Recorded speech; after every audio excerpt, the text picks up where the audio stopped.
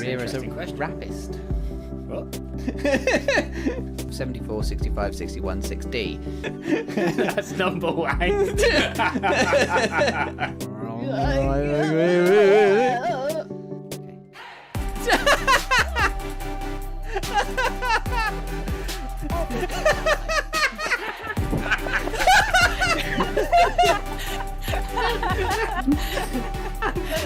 Oh, imagine that being a Monty Python joke. Do you have your own cross, or would you like one provided?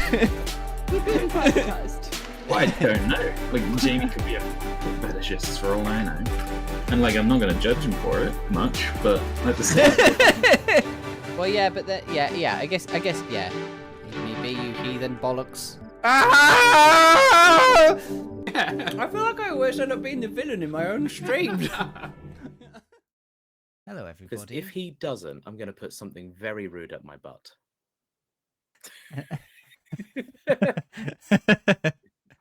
Very rude.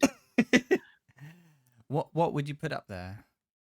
Like some kind of like insult scrawled upon the side of a giant dildo. I think it would have to be something with an interactive element, because that makes adds an element of risk and mystery. Like a games controller with a big drawing of a man giving the middle finger to the Queen on it. A games controller with a man giving finger middle. That'd be quite it's very rude and interactive. It's quite specific, but you're not wrong. You are not wrong. Fulfilled the brief. I'll work on it. How about that? Should we go live soon for the people? No. Let's just keep talking to each other. Earlier, we were just admonishing each other, right? We were just saying, like, we can't discuss the media we're about to talk about now. Jonas asked me what Dave the Diver was like, and it, as if I wasn't going to talk about it for a large amount of time later on, I just started telling him what it was like. Yeah, no, it's a good idea. Are you recording, by the way? I am recording. Great. I only just started recording. 2 minutes and 30 seconds. Wow. You All can't that stop content. me from recording. All that content, baby. All that content. Yeah. The sounds of content. Oh my lord, Jamie, can you believe it? The last time we saw each other was on a sofa. In the narrative of podcasting, in the narrative of the Bunyip review, where we don't know each other outside of the Bunyip review. We last saw each other, and what did we do? We streamed, Jamie, for not 1 hour, not 2 hours, not 3 hours, not 4, 5, 6, 7, 8, 9, 10, 11, 12, 13, 14, 15, 16, 17, 18, 19, 20, 21, 22, 23 hours, but 24 hours of podcast streaming. Can you believe it? No, I don't know why anyone would do such a thing to themselves. Imagine you, the proverbial listener to the podcast, because let's face it, you're not a real listener. No one's a real listener. You don't exist. Ancient proverb. Imagine you press play on this audio track and you just saw that you had like 23 hours remaining. That's what we did in live form like 2 weeks ago. A lot of people did ask us, oh, so it's a podcast, so you're going to put it up on podcast services? I'm like, that would cost me £400. Well, I do not want to do that. It's closer to 70. It's closer to £70. Yeah. You know, given the amount of money, given the amount of money we just £2. Given the amount of money we raised for charity, that is like a drop in the ocean, you know? Yeah, but it's not going to earn us any more money for charity. No. You know, you're absolutely right. It has nothing to do with the fundraising effort. It's just work at that point. And in fact, it's a lot of work for me. Yeah. Also, hello, Koto and Steltech and Ray. Welcome. Yeah, can you imagine watching or just listening to the 24-hour podcast? Like having an only audio version of that show. It'd be fucking so. I mean, I've had it running in the background while I've been working, and I've I've got up to Laura's mouth tour basically, and it is like, for my curiosity's sake, I have to watch it because I have to know what the fuck like everyone's doing while I'm blindfolded, because I didn't. Yeah, like obviously I didn't know what was happening at any single point for most of that section. And it's so funny watching the rules of the pointing, and just watching me be blindfolded and forget about the pointing, and then I just lazily like raise my finger in a direction, and I'm like, yeah, I'm still pointing. Shut the fuck up. I I haven't forget watched about it it. yet, but I need to watch. I need to watch the mouth tour. I need to see what it was like from the outside. Oh, it's crazy. It was crazy. We I'll tell you had that right now. we met with a bunch of friends on Friday, and it was the first time we'd seen a fair few people who had watched it since the actual thing. And so it was sort of like a debrief. Like there was just everyone was sat around the table being like, oh, I really like this. You should do this next time. You should do that next time. I was like, oh, great. Thanks, guys. That's really good. Oh, that's so nice. I've seen a lot of friends and they were like, what podcast? You're in a What are you podcast, talking about? Jonas? that thing you keep like plugging and telling us about and saying no pressure to watch it, but it would be like nice if you watched No it. pressure, but a lot of pressure. No pressure, but you are really disappointed in us right now. Looking youthful as heck. Thank you, Nomta. I have had a large amount of people in my life tell me, I don't like it. Put it back to the way it was. my Little boss, earthworm gym for the boy. first 5 times my boss saw me after I shaved off my beard, he said, no, I don't like it. Yeah. At £4,000, I should have put it back. Yeah, with you, it's saving you from shaving your head. With me, it's shaving my beard, then gluing it back on again. Putting it back. Strand by strand. Oh my It's good. god. It's good. Okay. Jamie, before we start reviewing things, Yeah. I'm wearing a hat. Right? Oh shit! Steltec has just pointed out that our cameras are swapped. You're James Willis today, and I'm Jonas Galway. Oh. I don't know what to do for you.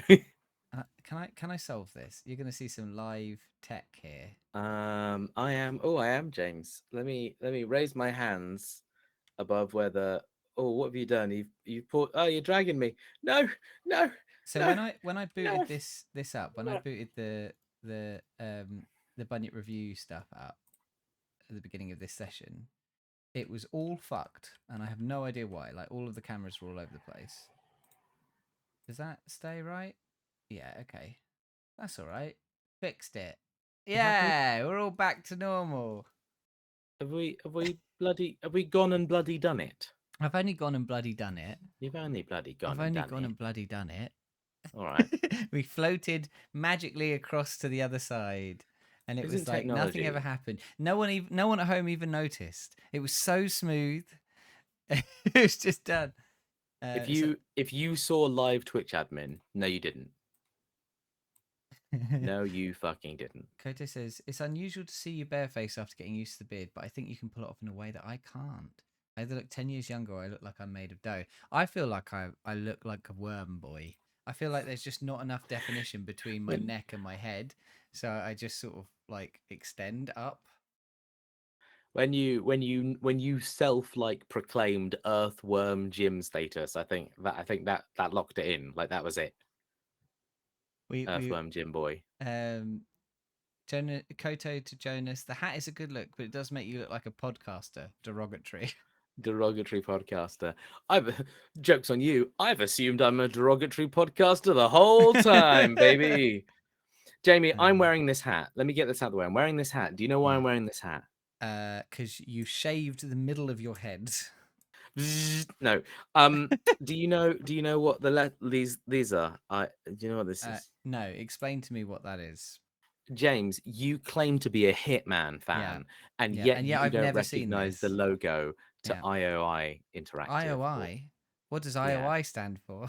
I don't know. Whatever the company that makes Hitman. It stands for IO Interactive. Yeah. What does IO stand for? Take that, fucking hat man. IO is in like computers. It's just IO. I got a little ring thing for my phone as well, and it's got IOI on it. And now I can pop my phone out and I can hold it with my fingers and shit. Lovely. I feel like one of the cool kids. I got hats. Agent 47 has one of those things for his phone. I think Agent 47 has a job for every tool for a job. A job for every tool. A job for you every give me a tool, I'll find a job for I'll find it. a job. I'll find something to do with it. I think he should wear a cap with this lettering on it, definitely. Well, yeah, I think it would show off who made him. Should we should we do a podcast? I think we should meander around subjects that have nothing to do with the podcast until 10 p.m., which will be in 2 hours' time, and then we should start discussing things in under 30 minutes. Everything in under 30 minutes. I don't think so. James, we've been like recording, right, for like, nearly 10 minutes now. Do you think we can do? Well, over do you 10 think? minutes on my part. Okay. Well, do you think we can do the rest of the podcast in under 30 minutes? We could. It wouldn't be good, Let's but we speed run. could.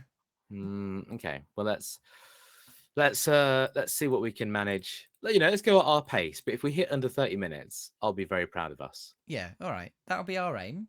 And everybody else, you keep track of us and tell us if we've met that goal. All right. Something for you guys to do at home. Should we get going? Should we do the countdown?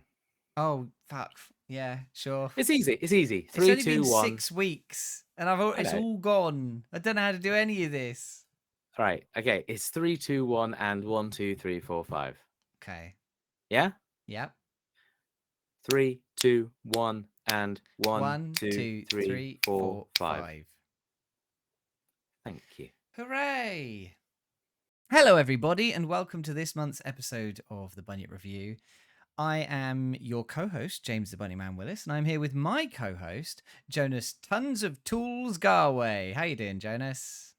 All right. What do you need? You need to loosen a bolt. You need to open up the microwave. What do you need? You got a stiff Open up door? the microwave. I've got a stiff door. I've got the stiffest of doors. Don't worry, I got tools for opening up stiff doors. What tool would you recommend for opening a stiff microwave? I I don't want it to be a tool that could be used on any other door. A stiff microwave, you say? Yeah. Well, what we have here is we have an extremely volatile bag of popcorn. You put that in the microwave. But how do you get it in the microwave? Well, you open the door. I said it was stiff, not unopenable. Okay, you're presumably able to open the door with great difficulty. I see. But So you spend the first day opening the door. Yeah, well, you want a tool that's not going to work on literally anything else, don't you? So this is a very microwave specific tool. Okay, right? Can you not criticize me when I'm doing? So, no, I want to be 100% sure of what I'm buying. Am I buying something? Is that what's happening here? Are you selling things, or are you like the man on the JML ads? The tool that gives you my tools is money. It's money. Yeah. I take cash, credit. I don't take check. It's a weird tool. No one uses that tool anymore. Fair enough. How much does this popcorn cost? The popcorn costs £3.25. That's not bad. If you got a stiff microwave door, that's an expense worth paying. Plus, the microwave is the popcorn's totally edible afterwards. It comes with the butter. There's the kind of salty butter stuff. So great. That's actually better. I think that's better than normal popcorn. Am I right? Is that like it's both? It's cheaper than normal popcorn, I think. Well, I'd appreciate it if you didn't compare our markets to the supermarkets. Their popcorn isn't designed to open stiff microwave doors. But I mean, if we're talking like, against kind of cinema and like, the entertainment industry, yeah, we're definitely a competitor. Do you have a tool that could help us start a podcast about media? Yeah, I do. It's called Stop Fucking Around and Let's Go. Fair enough. How much does that cost? Do you want it? Free. Free. Yeah, I'll have it. All right, cool. James, should we do a podcast? Yeah, let's do a podcast. So this is the Bunyip Review. It's a media podcast where we talk about TV, video games, and movies. And at the end of every episode, we review something that was randomly picked for us from Netflix. Sometimes good, sometimes awful, sometimes propaganda. You'll have to tune in to find out what this month is. Neither good nor awful. And we each pick something to review, and then we have a little discussion about it after our main review. This month, I'll be talking about Chinese Born American, the new Disney Plus. Well, actually, not that new Disney Plus TV show. I'm going to be talking about Dave the Diver and I'm going to be talking about the new Wes Anderson film, Asteroid City. And Jonas, what have you brought to the party? I've brought to the party a little bit of The Bear. I've brought a little bit of Final Fantasy XVI. And as a sort of a sweet treat, a bit of a dessert, I thought maybe we could talk about Nimona. Nice, nice. Well, I'm looking forward to hearing about Nimona. I had it recommended to me just the other day. So I'm interested to hear what you think about it. We don't have anything to rewind. We're all forward thinking this month. It's all new all the time. So let's get on with it, shall we? Should we just jump straight into our first review? Jonas, Yeah, tell me about the bear. I will tell you about The Bear, Jamie. The Bear. So it's a show about a relatively small restaurant in Chicago called Beef. Beef mostly sells sandwiches and comfort foods. The restaurant's previous owner, so at the beginning of the story, the restaurant's previous owner, Michael, has passed away and left the restaurant in the ownership of his brother, Carmen, who is played by Jeremy Allen White. The hook of the show is that Carmen comes from the world of fine dining. He's considered to be one of the best chefs in the world, and his sudden shift from the world of fine dining to running a comfort food sort of eatery, it's not an easy transition. Carmen has to work alongside his own cousin and someone who was his brother's best friend, a guy called Richie, who's played by Eben Moss Backrack, he's hard to be around at the best of time. Carmen inherits the responsibilities of not just running the restaurant, but caring for and mentoring the staff as well, most of whom are kind of used to doing things their way and a little bit resistant to change. It doesn't take long for us, the audience, to kind of understand and appreciate the immense weight and responsibility that has been placed on Carmen. And that's all before we see him hire a new chef, one of the Bear's highlight characters, Sydney, who is played by Ayo Edebiri. Sydney is a young black woman who just wants to be given a chance to shine, and Carmen is more than happy to share some of those new responsibilities with someone willing to take them on. What could go wrong? The core stakes behind The Bear is rarely the performance of the restaurant, the quality of the food, or the happiness of its customers. Instead, it kind of focuses more on the wellness of its staff, their headspace as they walk in and out the kitchen each day, and the expectations kind of being placed upon them before, during, and after every single one of their shifts. Most of the show takes place sort of exclusively in the Bear's, or Beef's kitchen, but sometimes it will go outside for the smoke breaks. But the real, there are real special parts of the show when it kind of takes us outside the restaurant and we get treated to some absolutely fantastic stories and scenes. For example, a man just stopping to admire some donuts on the way to work. Flashbacks to Kami's experiences in the world of fine dining, or a glimpse of someone's personal life, which they never address when they walk into the kitchen.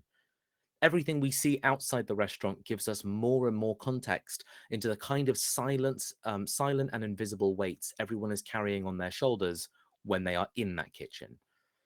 And of course, this wouldn't be a restaurant show without that unique flavor of dread and stress that comes with that environment. Chefs screaming at each other about relatively minor service issues, the kitchen running out of something at just the wrong time. Fire risks, blade risks, dangerous machinery, volatile personalities. Most kitchens feature all of the above, but Beef comes with its own special problems. The death of Carmen's brother weighs heavily on him, as it does Richie, but the pace of the restaurant life gives them so little time to address that. Beef's finances are in a mess, they're going down the drain, the area of Chicago they're in is changing and not really in their favor. Put all this into a single room, and it is bound to end in disaster. Maybe several disasters. And disasters do happen regularly. Every single one a little bit more heartbreaking than the last. But The Bear isn't really about those disasters. It's not about the kind of watching the train wreck. I would say that the true charm of the show is the smaller, quiet moments when, after a disaster, everyone has to keep going. With all their silent and invisible weights, no matter what the staff of Beef go through, whatever they are going through, They keep working in that kitchen, and the story keeps going with them. It's a phenomenal show. Like Mary and I recently finished season 1.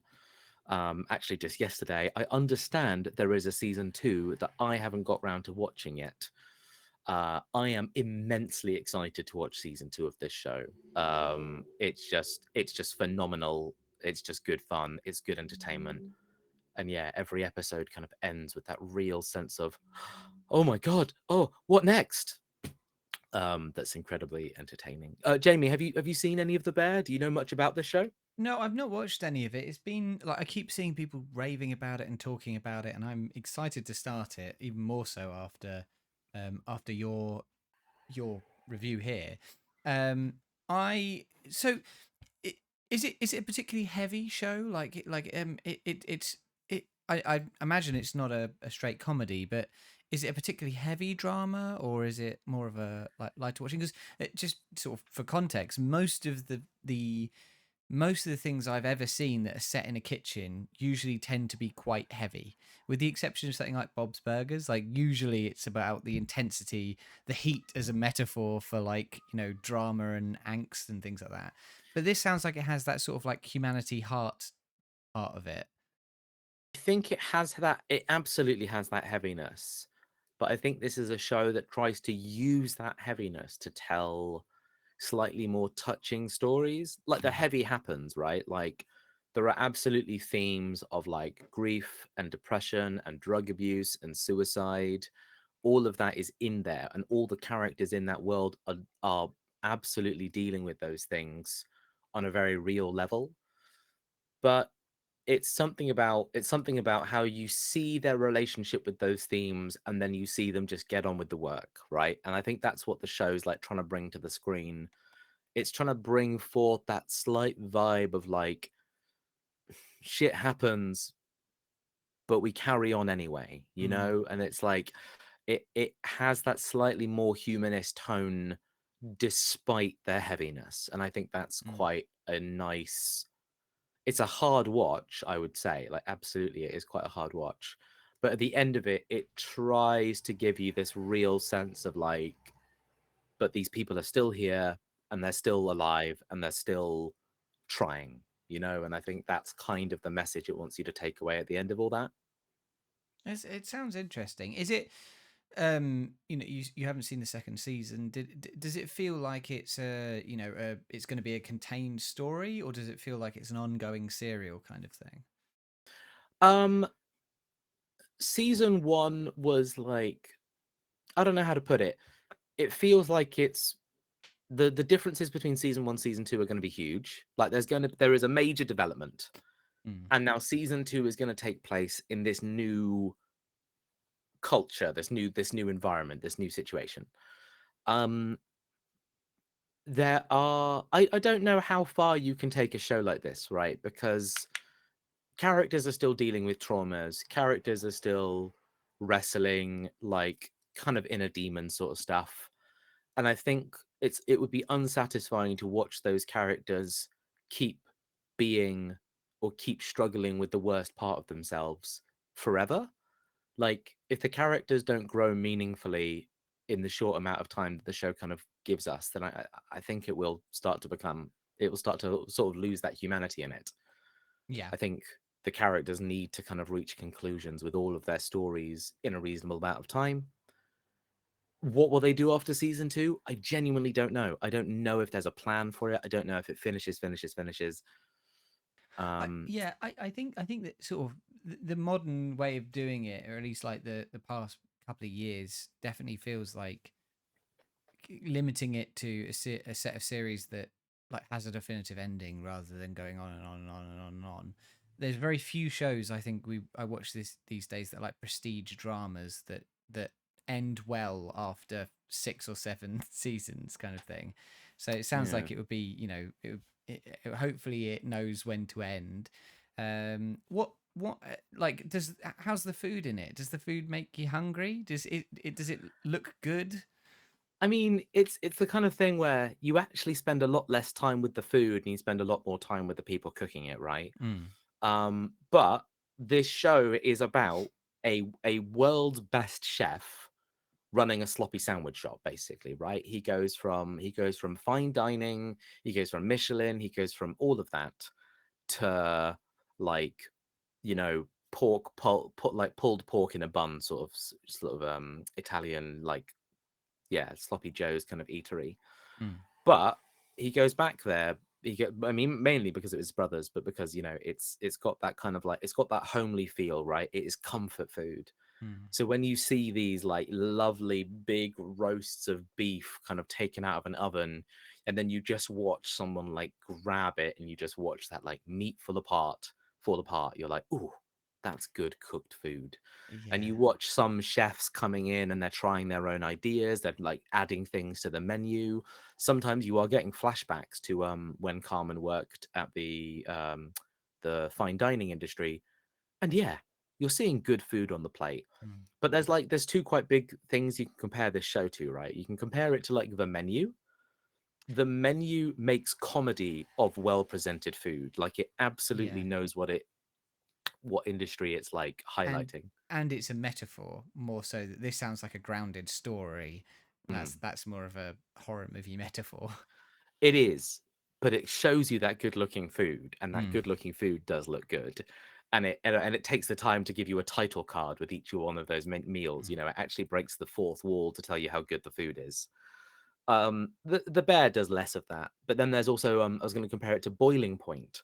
Boiling Point is a lot more about the stress of a kitchen during a real service day, during a real like impactful hour and a half of running the restaurant or something like that, or 2 hours of running the restaurant.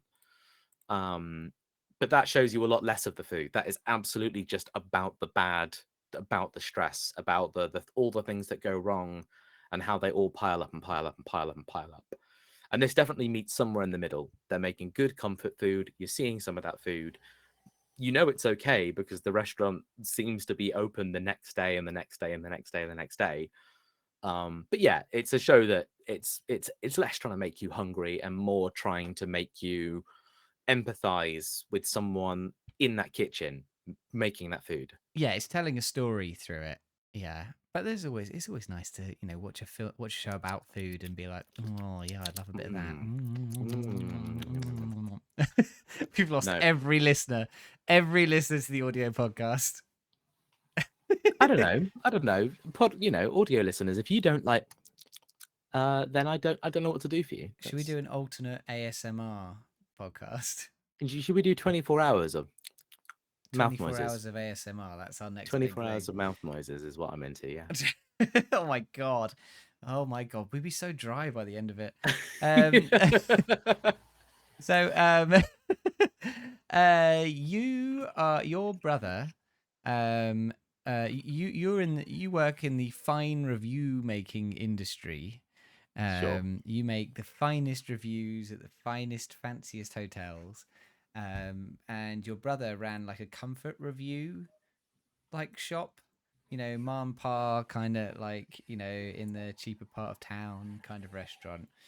And he suddenly dies, and so you go back and you start plying a review trade in his establishment to try and keep the business afloat in memory of your brother, but also to find stuff about yourself.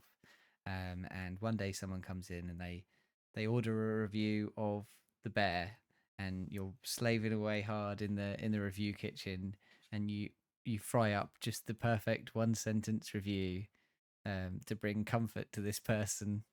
What do you say? Or I mean, serve, I guess. Thank you. I say, a hard pill to swallow, but will leave you satisfied nonetheless. Nice. It would have been Good. better if it was about pharmaceuticals and I'd said the pill thing. Yeah, you But could have gone like a hard beef to swallow. I didn't really want to. I don't know. I chose not to go down that avenue. Was I right or was I wrong? Time will tell. Hard beef to swallow. Beef The to Jonas swallow. Garway story. Coming to Disney Plus. All right. Well, so that was The Bear. which you can find on the internet. Just Google it; you'll find it. But it's not about a bear. Yeah. So To be ignore clear, it has those. Yeah. nothing to do with a bear. It has a pasty white guy on the front. Google like the bear, and then like, is it like dash to say I don't want this, and be like dash animal dash grizzly. I didn't know you could do that. Yeah, and then you'll. I think that's how Google works. Anyway, the bear. We're gonna move on to my review of the month, and I am talking about a little show called Chinese Born American.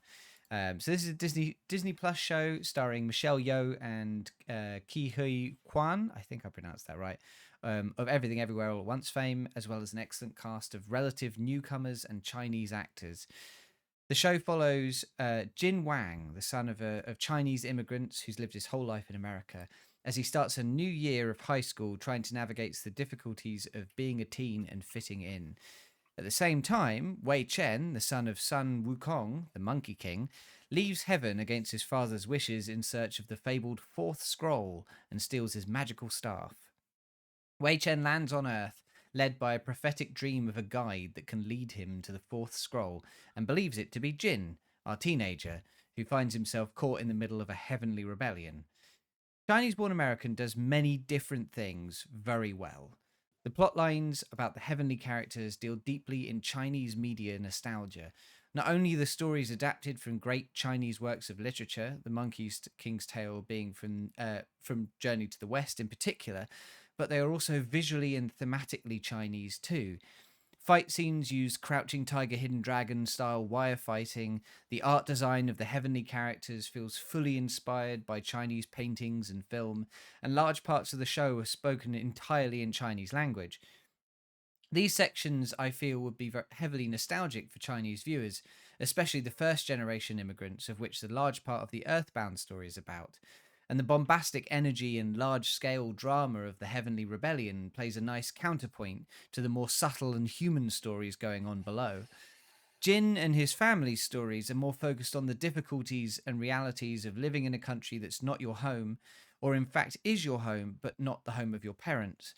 Jin's parents feel authentically like immigrants who have lived in America for a long time.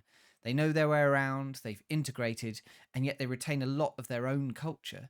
Their story deals with finding a balance between knowing yourself, bringing some of your home with you, and finding your way in a culture that's not made for you.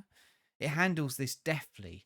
There's a subtlety to their struggles that doesn't pin the blame on their immigrant status or solely themselves, but finds a combination of the two. Jin, on the other hand, has to deal with being a second-generation immigrant and the unique problems that entails. Teachers expecting him to speak Chinese or instantly befriend a new Chinese student, the school diversity club trying to make him the face of their anti-Asian racism crusade despite him desperately not wanting to be the centre of attention.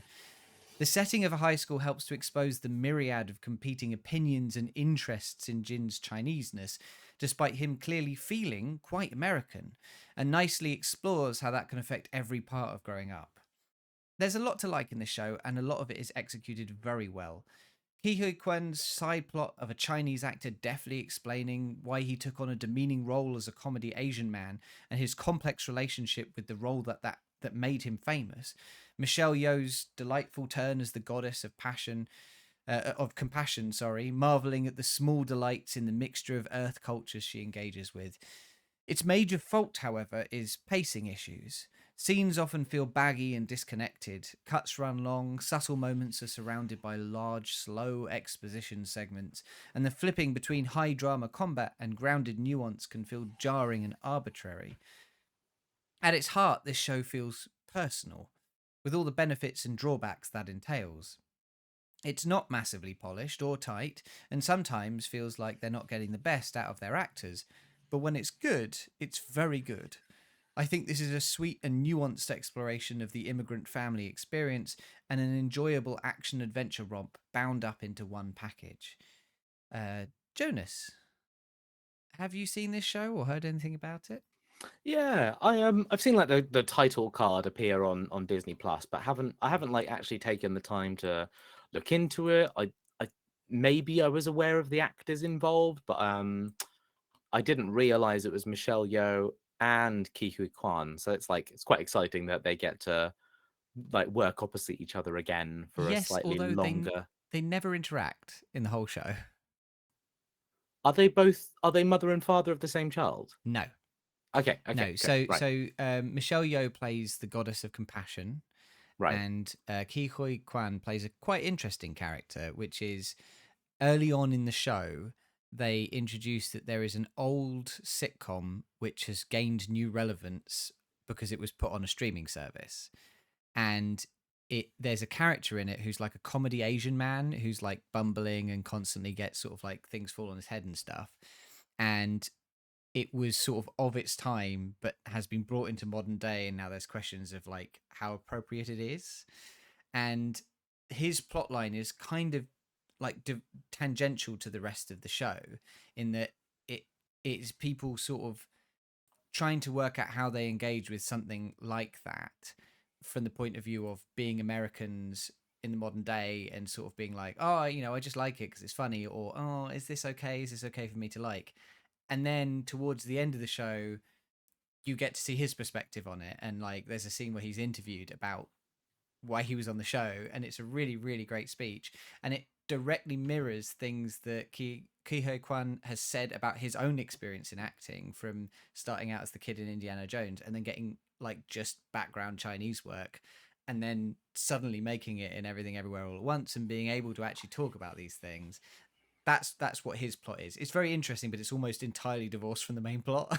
I mean, and that doesn't feel too meta, or does it just feel like an actor really drawing from real experience? I would say that it is a really important thing for him to have done, and a really good way to present it.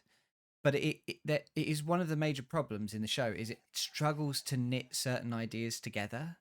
So Right. Okay.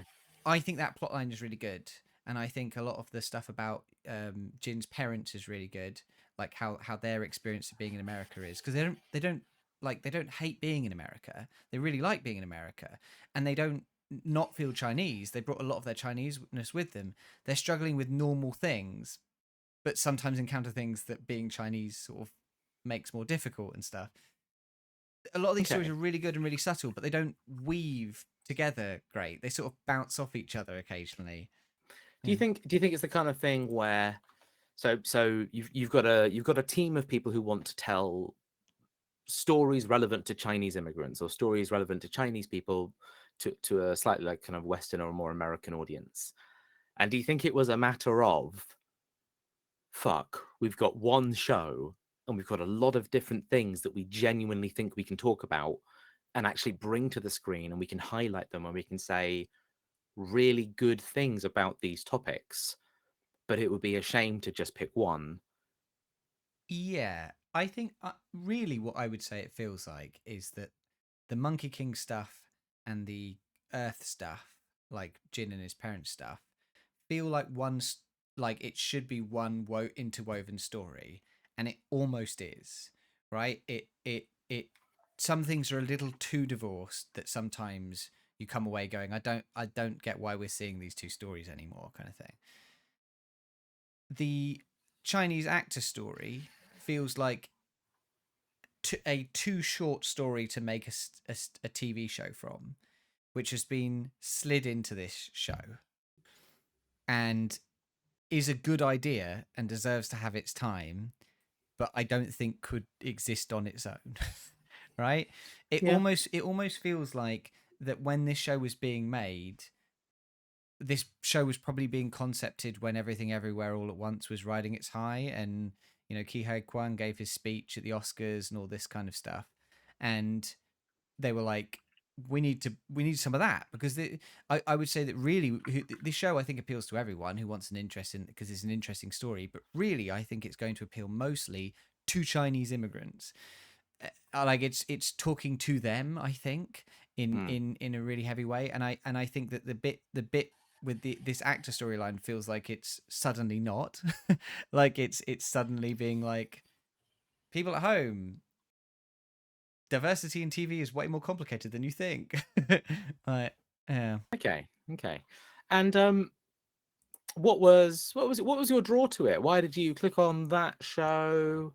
I mean, in honestly, particular? it's Michelle Yeoh and Kiho Kwan. Like Yeah. they, Okay. I saw them on the poster. It seemed interesting, and the premise sounds pretty fun as well. Like a young boy at school is suddenly becomes friends with the son of the Monkey King from heaven, and they have hijinks and adventures. Um, I think Yeah. like the ends setting up for season 2, and I wonder like I wonder if they're going to move more one way or the other. Like if it's going to be more personal and more like human, or if the second season is going to be more wire fighting and sort of Chinese nostalgia. Um, I do wonder if it should have been more one or the other the first time round. But that being said, I Okay. think it's a really fun mix either way. Okay. Yeah. No, I've sort of been looking at it a little bit, and I didn't realize that it had both those big names in it. Mm. I'm quite a big fan of Sun Wukong, Monkey King stories. Like the Mm. fact is Dragon Ball started as a massive homage to Journey in the West. Son Goku is actually just the Monkey King, They a little mention it boy that rides a in the show. cloud. They They mention mention it it in in the the show. show. Yeah. And not just only Journey to the West, but I actually was a massive fan of one of the films that spawned out later from Journey to the West, called Monkey Magic, which is just it's a bombastic, weird wire fighting Yeah. action film all about the Monkey King. So there's a lot of the mythology there that I would like to see presented to me in kind of a big budget modern show, But especially carry sorry, on. I was going to say they know this, right? The a lot of the the costumes for the heavenly characters and are made to look a bit shabby. They're designed to made to look like older Chinese films, right? There's a whole Mm, episode that's set in heaven, which is shot like a retro sort of Chinese film, right? They know that people are coming to this from that understanding of these cultures and of this stuff, and they're playing on that, and it definitely is for people. I think there's something there for everyone, but there's definitely more there for people who are Chinese or are interested in Chinese media. um cool, cool. Okay, I don't think I have like too many questions at the moment. That from that point on, I think you've summed it up pretty well, and I've warmed to it. yeah. So Jamie, Yes. of course we're all familiar with Bunyip, the legendary god of reviews. Who rests up in heaven and holy be his name and all that. But what we all forget about is we forget about Yip Bun, his son, who comes down to Earth and through a bunch of different podcasts is led to believe that you, Jamie, you can lead him, Yip Bun, to the one sentence review of Chinese born American. So, of course, he befriends you and you go on an epic journey together. And while you go on this epic journey, you actually discover that you both have a really complex relationship because you see, you both weren't born, you weren't born in a reviewer. You're a second generation podcast reviewer. You're getting used to all this. And there's a lot of really good, there's a really good themes and commentary on what that's like and how we should think about that. But anyways, we should get to the final episode where you, Jamie, finally lead Yip Bun to a one-sentence review of Chinese Born American as it glows ethereally in front of you and you reach out. What does it say? um uh Yeah? a lot of heart and passion. I'll leave it there. That's A fine. lot of heart and passion. I'll Yeah. leave it there. And Yeah. and Yip Bun goes, thank you very much. I will see you in season 2. Bye. Mwah. Whee! And he bounces off the Monkey King staff. Oh, beautiful stuff. Beautiful stuff. All right. No, that sounds pretty good. And yeah, Yeah. like I'll keep it a little bit higher in my estimation if I need to watch something new. There's a lot of good jokes of people assuming Jin can speak Chinese, Yeah. he repeatedly says, "I don't speak very good Chinese," and he'll encounter like the characters from heaven who will speak to him in Chinese, and he'll be like, "I don't know, I don't know what's going on." Don't know what you're saying. Don't know Yeah. what you're saying. No, it sounds Uh, really good. So that was Chinese Born American, and it's on Disney Plus. Before we move on, I'm the only one who's put anything in the other section. I put down Secret Invasion because I'm one of 4 people who are watching Secret Invasion. This is the Disney Plus series about the Skrulls, these shapeshifters who have invaded Earth, and Nick Fury is fighting them off, dealing with them. It's kind of shit. I've only really been watching it because I've been watching it on the train to work.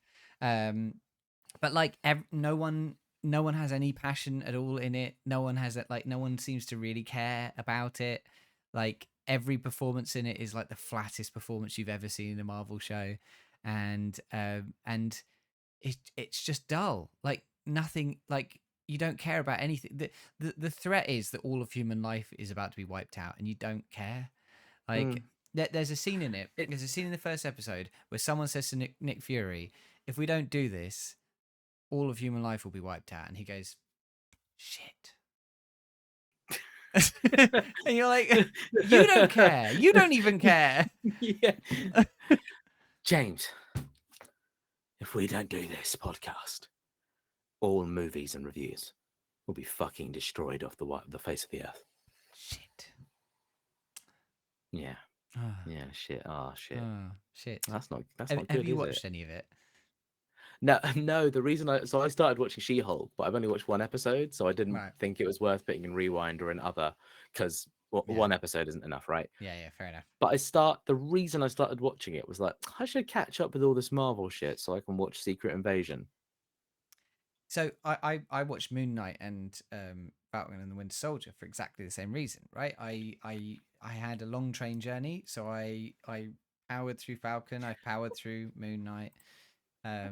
Secret Invasion is like, I don't know, Secret Invasion just feels like Samuel L. Jackson's just cashing in a paycheck, or like this is his last run around the farm before they put him down. Like I suspect that's the case, right? Because I don't think he really sees a lot of value in the more, let's just say, copy pasted Marvel stuff. I'm sure it was like really exciting to be like, the absolute trendsetter, right, for this stuff early on. But now it's like he's been Nick Cage for like 20 years, and it's like it's not very exciting anymore. Yeah, I think like he's still Nick Fury, but he's still the best actor. Well, he's in theory still the best actor for the job, but like every scene is just him like shouting at someone or being angry at someone for no good reason, and like there's just, like, I mean, it's not just him. The writing is just atrocious. It's just really, really bad. Like it feels like everything is just the first draft of everything. I don't want to stay on the subject for too long on Marvel, but I previously reviewed Moon Knight, so it would be a rewind. Yeah. Just generally, was it fun? Was it interesting? The whole I split liked, personality and god stuff, Egyptian gods. I liked it. Like it wasn't mind blowing, but it definitely was. It was fun. I think that Oscar Isaac in particular, it was Oscar Isaac, wasn't it? Yeah. Oscar Isaac in particular was really, really good. Like he genuinely felt like 2 people, and they were like distinct, good, different characters. There's like a little teaser at the end of the last episode of like where they could go with the next season, and I was like, yeah, I'll probably come back. Yeah, why not? All right. But I also like it. The mental health sort of split personality plot lines are quite tough to do in a sensitive way. And I think it could have been better if he wasn't mentally ill. Yeah. I found the implementation as well of him, like, at some point he goes in his own head and he's in a bloody mental health facility, right? Yeah. I found that implementation like really quite unimpressive, having watched Legion, which I think does it like way more overtly. But it takes so many more creative liberties with that setting that it's actually really impressive. Whereas this kind of played it a little bit too safe, but at the same time, like it touched on that subject just enough to be like, well, if you're gonna do it, do it really well. Like do it really well, or don't do that. That's exactly it. Legion is a show about mental health. Moon Knight is a show about a man who has an assassin in him, and also he is mentally ill, right? Like, and yeah, But also, it's yeah, the but also that's like really bad, isn't it? like getting to the end of that show felt like, I don't know, finding out the twist in that show was deeply unsatisfying in not a like, oh, this is a bad twist way, but in a, I just don't like this way. Yeah. Yeah. Yeah, fair enough. All right. Well, I don't want to stay on the Secret Invasion subject for too long, but generally speaking, I mean, is it finished? Is it still going? Are you going to keep watching it, or now that you've Secret talked about Invasion. it? So I'm 3 episodes in. I think there's 4 episodes out. I will keep watching it just because it's something to watch on the train, and it's not good enough to really be bothered when I have to pause it, when I have to, watch it in bits over the day. I had a scene from it spoiled. I had a scene where someone dies spoiled on Twitter, and I was like, I have literally heard no one talking about this show, and somehow I managed to have it spoiled on Twitter, and I cannot fathom how that could have happened. I saw you talk about that somewhere. Yeah, I found that very funny. Yeah, yeah. I think like, yeah, Secret Invasion, like it definitely feels like, Falcon and the Winter Soldier had all this stuff about race relations and how difficult it is to be black in America or minorities or like have PTSD or things like that. And then Secret Invasion has a scene where Nick Fury is accused of murdering a bunch of people in Russia, and he says to another black man, "Hey man, you know, help a brother out," and he's like, "No." He's like, "Hey, we shouldn't have, what's the point of having black people rise up to positions of power if we don't help each other out?" It's like, you've been accused of murdering hundreds of people in Russia, so maybe this isn't the way for this scene to go. I don't know. Yeah, Nick, maybe pipe down with the very black centric humor that your Yeah. like character isn't really known for as well. Yeah, yeah, It doesn't feel very true to Nick Fury the character. yeah, yeah. It's Anyways, yeah. Anyway, don't watch it. I'll keep watching it, but don't watch it. he'll watch it so we don't have to. I'll Thanks, watch. James. Yeah, I'll give you a wrap up at the end of how disappointed I am and everything. All right. I don't know why I'm disappointed. Every month we come on here and I tell you how much I hate modern Marvel. I don't, like at this point I shouldn't be surprised. Yeah. All right, we're going to move on to the game section. Jonas, you're up first this month. Jonas, what are you reviewing for us? Jamie, you know how I love talking about small indie games that no one's ever heard of, so that I can give them a bit of a signal boost, a bit of a spotlight. They need the money, they need the support, and things like that. So I'm not going to do that. I'm going to talk about Final Fantasy XVI, possibly the biggest PlayStation 5 release of the year. So it's been like nearly 7 years since a mainline Final Fantasy game was released. But on June the 22nd of 2023, Square Enix released the highly anticipated Final Fantasy XVI on PlayStation 5. And just in case you, the audience, like weren't aware, Final Fantasy games tend to get released kind of like in complete isolation. That is to say, 16 has nothing to do with the 15 games before it. They all tell quite isolated stories. And yeah, just keep that in mind, that I'm not going to go through 15 games of prequels now. So Final Fantasy 16, it's an action-focused RPG with heavy narrative elements. In its nearly 70-hour playtime, you will swap between sort of character action set pieces where you do combos and spectacle and big slashy sword hits, to quiet and thoughtful quests exploring sort of deeper character themes and ideas, sort of the world around them. And there's quite a lot of going forward and back between those two things. You'll be playing Clive Rosfield, a soldier who, after losing his home country and his family, he is branded, which basically means enslaved in this world, by an opposing nation and made to fight for them.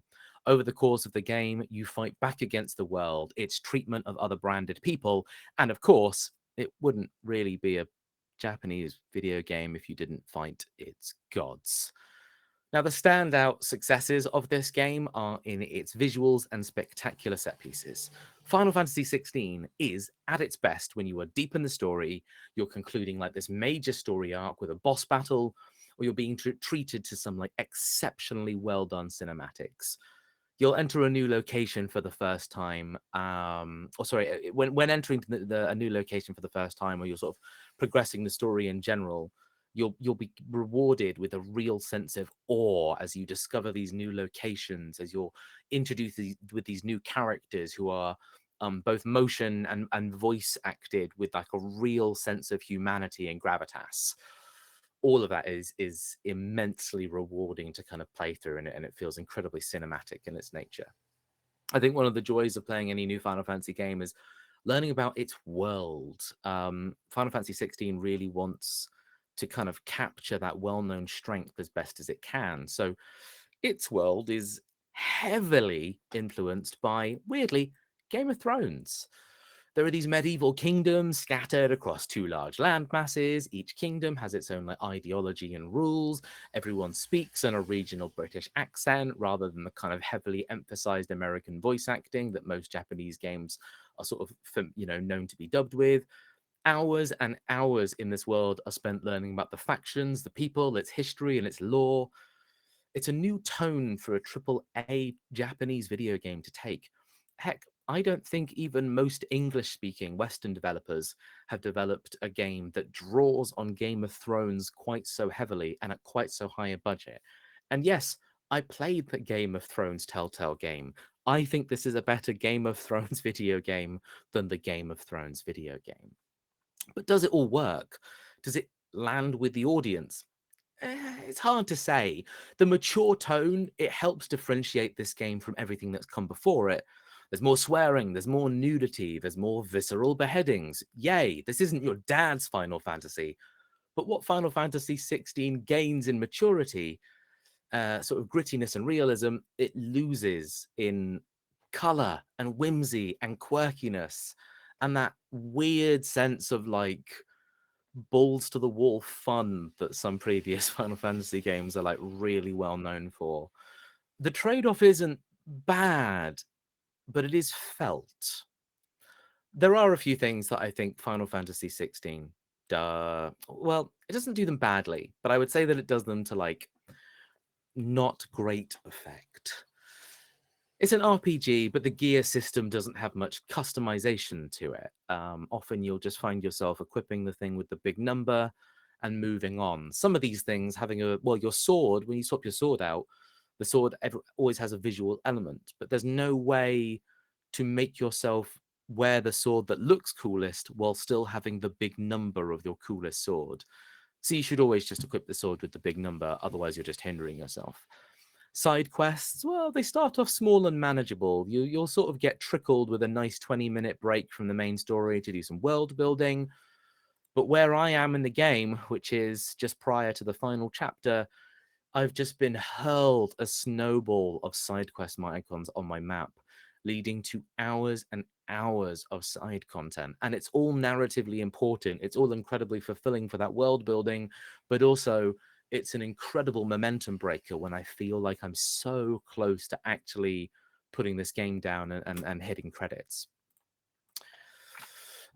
Exploration is really poorly rewarded. You get these lovely, lovely, massive landscapes where you can see chests and glowing items in the distance.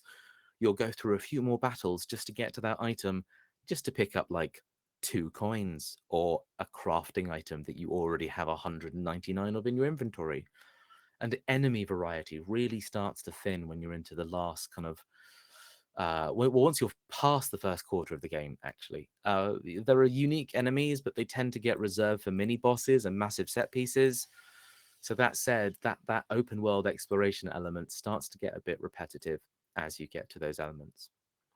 Saying all that, those are weaknesses in what I know to be an incredibly huge, big budget and like well-developed product that has had an incredible amount of work put into it. And as an overall product, it is absolutely an incredible video game. There are some small things that I think really make a huge impact on the game that I think really worth highlighting. Some of my favorite things are just when you go into a fight, your NPC allies, they actually pull their weight. You'll walk into a fight with your dog Torgal to your left and a friend with a sword to your right, and you'll walk up to 3 enemies and it will actually be a 3 versus 3. Your 2 allies will actually go and take care of the respective enemies to the left and right, leaving you to fight just one enemy. And they'll deal damage, and you'll turn around, and the enemy is suddenly dead, and it feels like they're actually helping you, like you're actually on a journey with friends and allies. The combat and abilities you're given to use, they're bloody incredible. I'm not going to go into depth into this, but the game was, the combat was developed and designed by the Devil May Cry 5 director. You can feel it. The action elements in this game are really good, and the combat that you encounter is really fun and interesting and gives you a lot of interesting abilities to use throughout the game. One really cool feature, 70 hours of Game of Thrones storytelling too much for you? Don't worry. You can just pause the game and you get a little lore guide that lets you look at who all the characters in this current cutscene are, as well as all the themes that they're talking about. It's really good when you've kind of just got that little bit of a bogged down brain, when you're still figuring things out, and when you really are engaged in the world. The game gives you a way to answer your own questions without having to resort to Google or hours and hours of YouTube scrolling. Finally, you can pet the dog. Jamie, Final Fantasy 16. I don't know if you've played like a little bit of Final Fantasy 15 that came before it.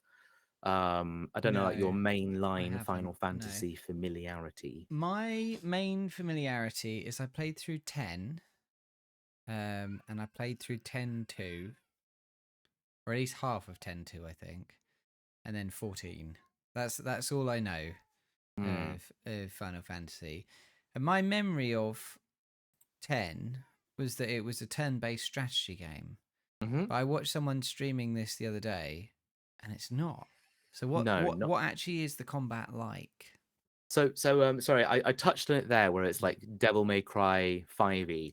But what that means, it is full character. It's a character action video game through and through. It is, you control a character over the shoulder, and when you walk up to an enemy on the map, there is no transition screen, there is no breaking into formations, there is no like massive UI overhaul that suddenly like massively changes how you interact with the game. Square is slash your sword, triangle is shoot a spell, circle is use a special ability, X is jump. Hold down other buttons to do other cool abilities. You are doing sword slashes, you are knocking enemies up into the air, and then you are throwing out a claw and pulling them down to the ground. Then you are setting your sword on fire and doing a big heavy smash that sends them flying. You are doing a teleporting dash, and then you are unleashing a whirlwind and firing energy bolts. And you are just doing unique abilities that let you combo good. So, I've seen a little bit of this streamed, and it definitely feels visually and thematically very Final Fantasy. Even though they've moved into this sort of medieval aspect, there's still a lot of crystals and people with the Final Fantasy hair, and they talk and sound in kind of the way that you'd expect them to sound in Final Fantasy. But mechanically, does this feel like an evolution of the franchise? Does this feel like it is next generation Final Fantasy, or did you play the one just before this? The Final Fantasy 15, is it fairly similar, or is it? Final Fantasy has always wanted to be an action game, I feel. When you look at the gameplay in past games, you would see something that is turn-based, absolutely. But if you watched a cutscene, if you watched a cinematic, if you watched the story unfold in the director's vision, there was really fast-paced and choreographed combat happening. You were watching people slash swords at each other, and as they broke away their attack, you'd watch them fire a spell, do a dodge, do a backflip, come back in. You were watching people really dynamic and energetic and skilled fight each other on a battlefield with flair and a real sense of like cool, And I mean, this definitely doubled down in like the Final Fantasy VII movie that they made like back in 2000 and something, Final Fantasy VII Advent Children. It definitely doubles down in the fact that Final Fantasy XIII became an action game with no turn-based qualities. Final Fantasy 15 kept that up. Final Fantasy 16 has gone full action by like that bringing in of the Devil May Cry 5 director was a loud declaration that this game was going to be action first. And it definitely achieves that, right? Like when I talk about platinum video games like Nier Automata and Metal Gear Rising and Bayonetta, when I talk about action games with real flair and real combos and a real rewarding kind of combat system, this game has all of that. The only thing I noticed it missing is that it doesn't tell you that you're doing well at the combos. It doesn't score you. It doesn't give you like a letter grade to say that this is the best combo you've ever done, which is what those other games do, which is kind of a communication that this game still wants to feel accessible to people who don't want to engage with that combo stuff. Like people who want the narrative element, people who just want to beat the bad guys and get to the story. They're not being watched. They're not being graded. You're not being told that you performed badly in combat just because you didn't take the opportunity to like knock that guy up in the air and do a 100 hit combo on his grandma. So it's definitely communication that's like, this game is action, but it knows that you the player might still be getting to grips with that, and that's okay. Cool. And in terms of the setting, is it something that you would want more of, like future Final Fantasies to be set in this kind of vibe, maybe a 16-2 kind of thing, or are you, or does it feel like a complete product, and you're happy for it to be moved on like the other older ones? What I will say is, like, they do so much world building in this game, and they do this with a lot of their games. They did it with 15, they did it with 13, they did it with 12, they did it with 10. They reach a point with these games where they kind of go, man, we made such a cool world. We should do some more in this world. We shouldn't just let it be this one story. And so they always give in to that pressure. And I don't know if it's a desire to drum up more love and passion, because once you've built the world, you don't have to build it again. You can just keep writing new games in that story, and you've done the world building for yourself. You don't have to, that bit of the work doesn't have to get done. It is, in that sense, easier to make another game. But there is something to be said for beating a horse. Like, 10-2 was a weird game, but it was like a game that nobody asked for. And some people adore that game. I adore that game. Some people think that game is like the fucking scum of the earth. I remember being very confused by it. I Yeah. remember like it starting up and being like, it's all your characters you love and some spheres on a grid. I mean, okay. Yeah. The sphere grids are, they've always got funny upgrade systems and things like that. Yeah. But like, yeah, they do so much in this world that it was like, man, if there was a chance to play another character 15 years ago, that'd be really cool. If there was a chance, this world, I haven't gone too much into like the story, but there are the summons, the big famous Final Fantasy summons like Titan and Ifrit and Leviathan, these great massive creatures, absolute gods of their domain. They are a really core part of the story, right? Like nearly every single king or leader in this world is actually just a summon. They're just going to transform into a giant fucking god whenever they want. And it's like, you play one character and one of those creatures.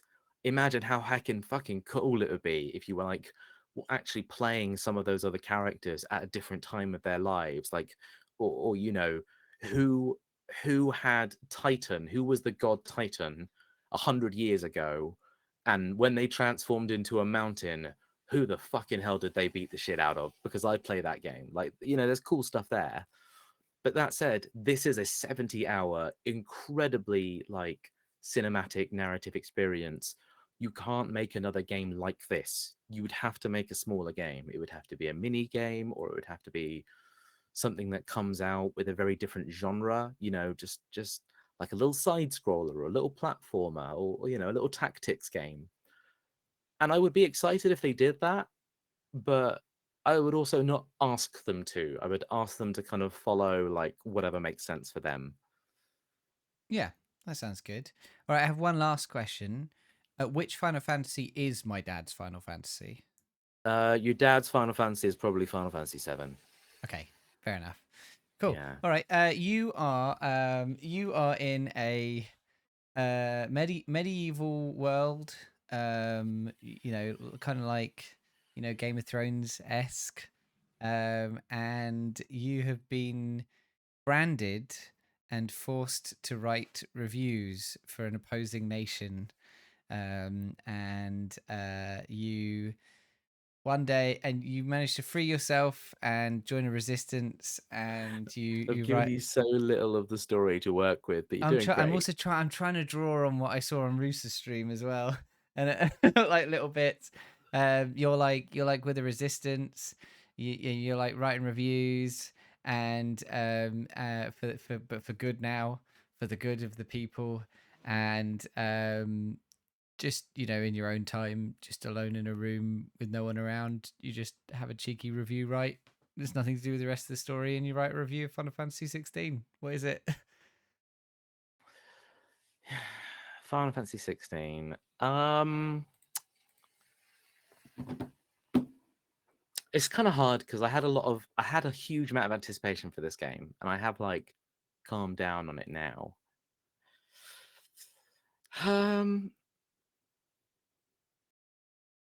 I would say Final Fantasy 16 is A video game. yeah, it's a video game. I want to say I'm trying to find the right words, so it's just going to be a bit jumbled. It is absolutely the game I hoped it would be, but I wish it could have been more. More than 70 hours. That's not what I mean, and you know it. And then someone opens the door and goes, "Oh, sorry, I didn't realize any. Hey, are you writing reviews by yourself? You filthy bastard. What are you doing?"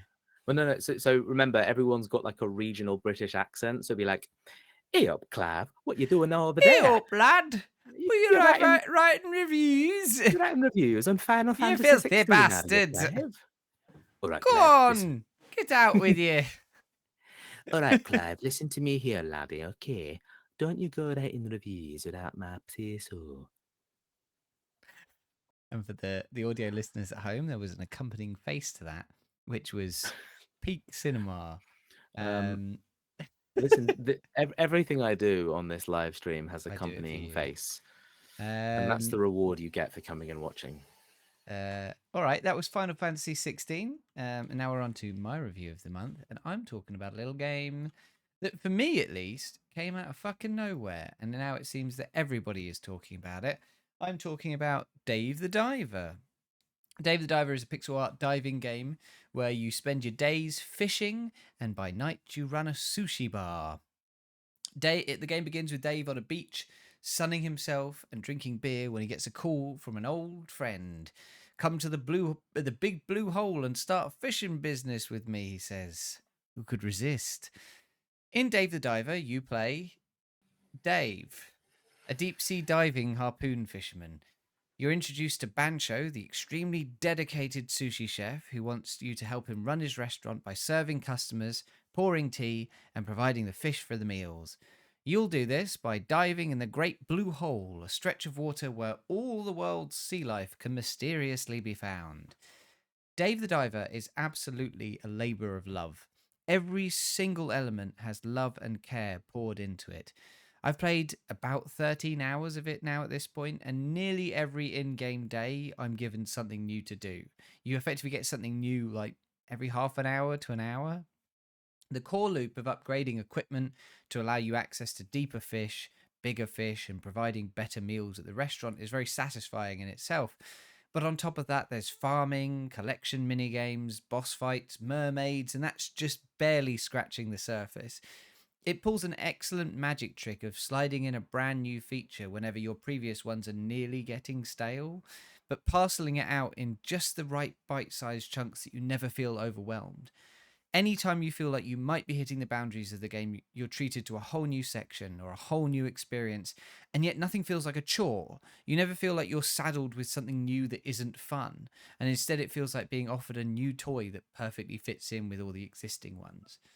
And all of this is topped off with the incredible charm and flavour in the art and animation. Characterful and hilarious cutscenes play when you upgrade guns or research new dishes. Characters are fully fleshed out and interesting. If I were to find a flaw, I would say that sometimes there is too much dialogue, but even then it's still enjoyable. It just slows down your access to the excellent gameplay. Dave the Diver is a game I keep wanting to go back to. It's filled with joy and clearly made with absolute love. It's brilliantly accessible and yet delightfully deep. And I think every one of you at home should play it. And you too, Jonas, because as we were talking about before we went live, you have been hearing good things as well. You haven't played it yet, though, have you? Jamie, I'm just thinking of should we just end the podcast and I'll just go play it? You said I should go play it, so like honestly, urgently? Yeah. If the podcast ended now, I'd probably be playing Dave the Diver. Okay, interesting. No, I saw you stream like a little bit of it, and I was like, I don't know what that is. It looks cute, cool. Jamie's found a little indie game to do on a Tuesday. And then I saw like, I think, yeah, that's it. So I watched the YouTube channel Skill Up, and it was in his little highlights of like games that had come out this week, and I just saw like clips of like the sushi and some of the dialogue and some of the underwater, and I was like, what, this game looks like it's like really diverse. Like this game looks like it's got loads of features in it. And then I went and looked up the trailer like in my own time, and I was just like, this game looks fucking great. Oh, wow. Yeah, no, okay. I like the look of this. I really want to play this. So yeah, what I haven't done is I haven't gone and done the really sensible thing you do when you want to play the game, right? Which is I don't think I've added it to my wish list. So as I am talking to you right now, add to your wish list has been clicked on. Yeah, I think Boom, like baby. the trailer is really interesting because it shows you loads of stuff and it makes you feel like the game is just going to be this mad scattershot of stuff. And actually what it is that you start off and it's like, here's a fishing game, and you're like, great. It's like, oh, and the stuff you fish you cook, and you go, that's really cool. And it goes, oh, and you can upgrade this stuff, your items, so you can get deeper and hunt fish better. And you go, great. You go, oh, and also someone wants you to find something while you're underwater. And you go, cool. And so, oh, and also that thing you found might need a special tool, so now we're going to give you a quest to build that tool, and now that tool's helpful for the whole game. And now the thing you found, that opens up an area where you might meet a boss, and now and now another person has met you and they want you to find a certain fish. Oh, and you fed them that fish, and they're actually a fish farmer, and they're going to teach you to farm fish. And it keeps spiraling out of this, but nothing ever feels like it's just you turn up one day and there's a new button on the screen. Everything always feels like you're being parceled it at just the right pace. It feels thematically right, story right. It feels like pacing wise right. I've never received the only bad pacing was that it took too long to get into the initial start. Once I was in, it was great. Jamie, I just saw that there's a mantis shrimp. There's a screenshot on the Steam page. You're not a fan of mantis shrimps? No, I fucking love the mantis shrimp. Oh, the opposite of that. Oh, okay. Yeah, the opposite of that. So do you remember, that little comic book maker, the Oatmeal, or whatever his name is? Yeah.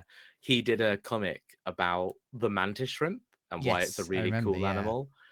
And it's like, since that day, since learning that there's a little crustacean boy under the water whose fists punch so fast that despite its size, it can break your finger, literally. Only mine. Yes, only yours, because you have the most brittle fingers of us all, Jamie. In the whole of the UK. But still, this is still a comment on the mantis shrimp strength and nothing else. It can break aquarium glass, so most aquariums can't keep it. When it punches so fast that it causes like a really quick vacuum to appear underwater, and that vacuum results in like collapsing little bubbles of water that collapse and superheat so fast that they generate light. He punches so fast that it makes fucking glitter. Sun glitter, motherfucker. That's very cool. And in this game, I haven't gotten to that point yet, but you can probably kill it and eat it. No, he's got to punch you to death. Anyway, I was already excited for this game, and then you talking about it has made me more excited. And now I've seen a mantis shrimp in the screenshots on the Steam page, so now I'm mega fucking excited. I would fully recommend it to anyone. I think it's got a little bit of something for everyone. I think it's got like a nice amount of sort of action that you sort of there's something to do, but also it's got that kind of like pleasing repetition of, you know, Stardew and those kind of games. And like I really expected like it to be more in the water or more in the restaurant, and actually that shifts depending on how you want to run your day and things like that. And yeah, there's definitely scope for sort of creativity and playing it your way, but also, you know, following a cool story. It's really interesting. Yeah. What's quite interesting is when you click on it on Steam, it says the developer is called Mint Rocket and the publisher is called Mint Rocket. When you click on that, you actually get taken to the page for a publisher called Nexon. And Nexon, yeah, well, Nexon released an MMO that I think I tried out once called Vindictus. Dave the Diver's a front. Yeah. Scam. Oh my God, I can't believe you just gave your money to like what is it when you're not a laundry firm at the front? Laundering? Money launderer. Something like that. Whatever it is when you're not a laundry firm at the front. Yeah.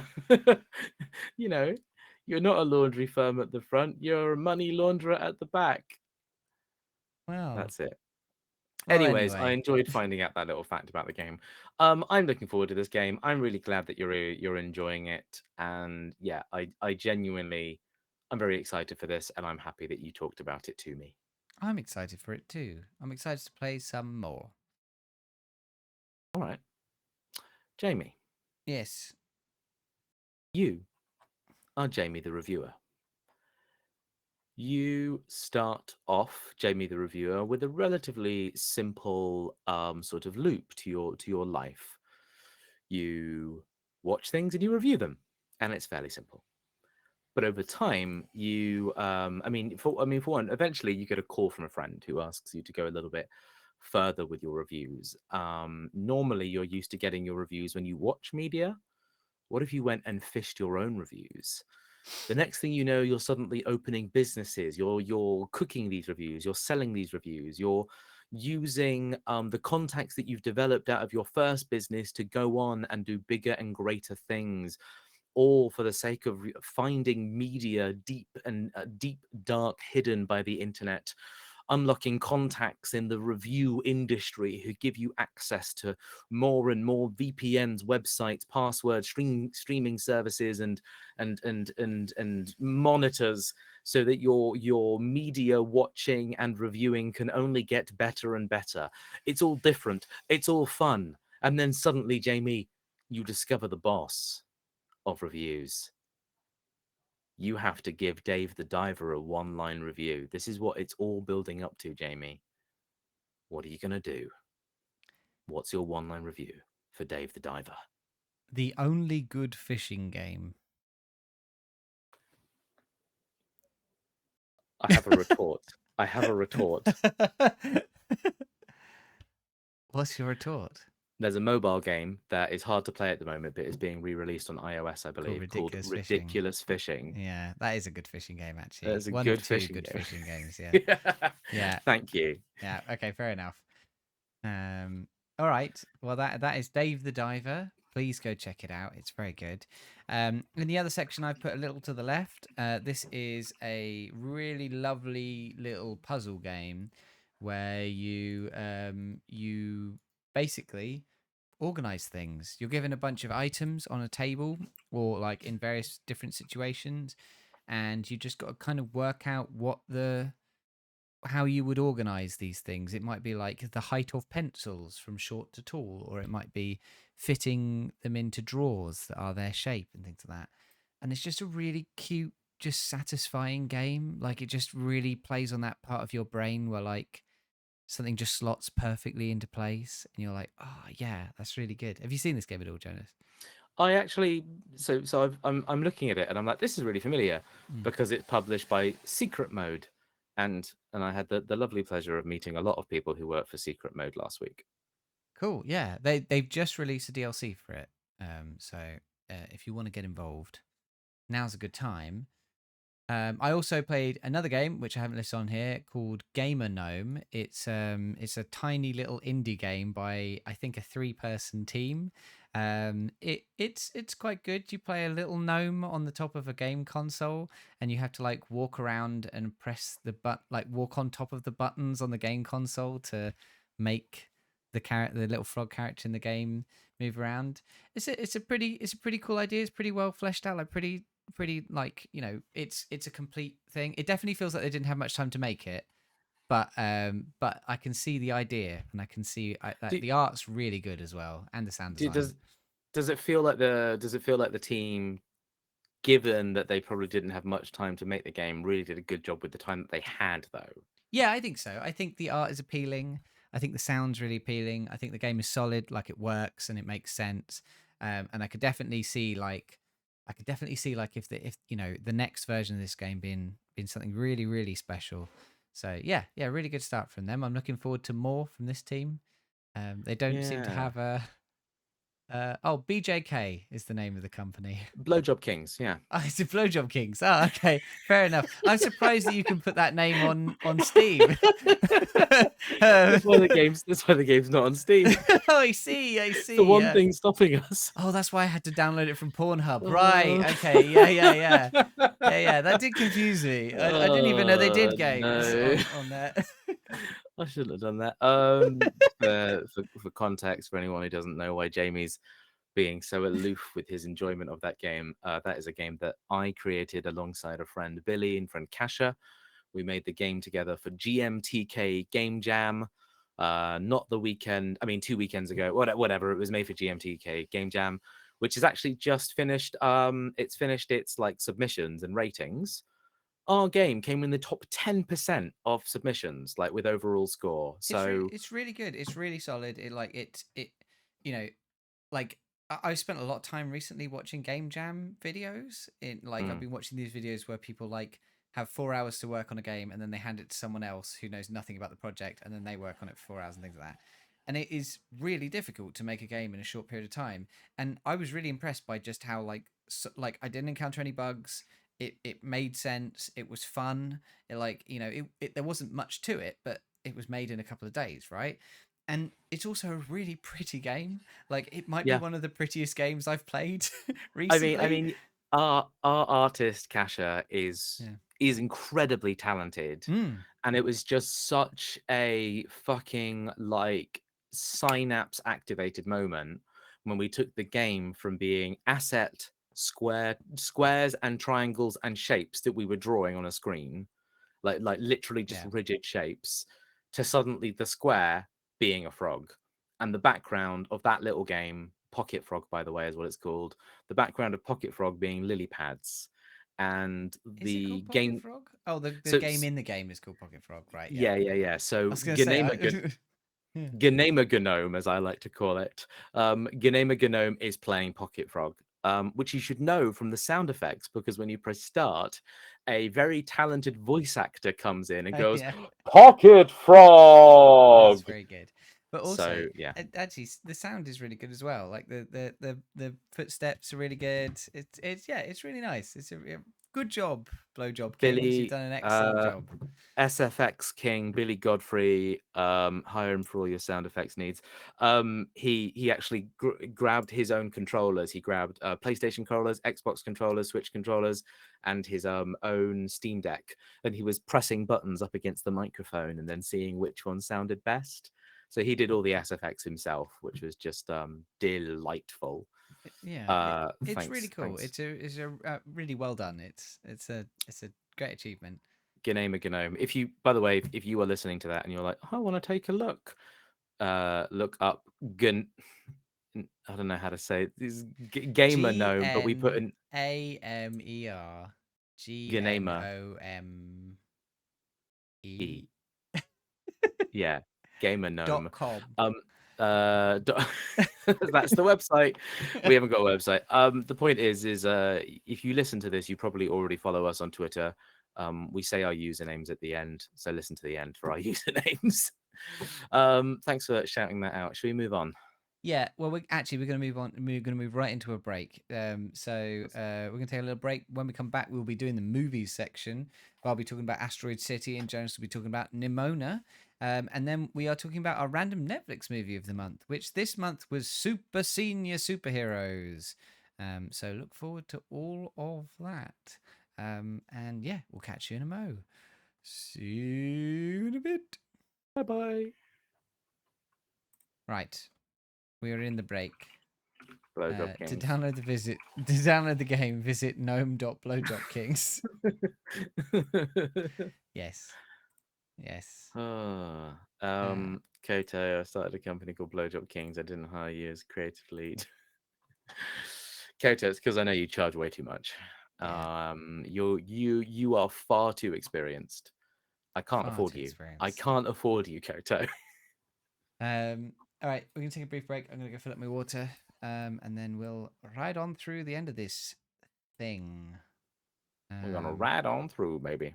See you in a moment, everyone. All right. This is how the pros do it. Based on how many no! Jimmy.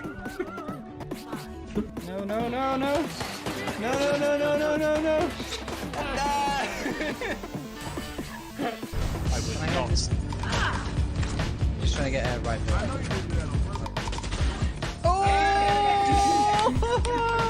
Are you beating them to death? No. This is how this is going now. This is how this game is played now.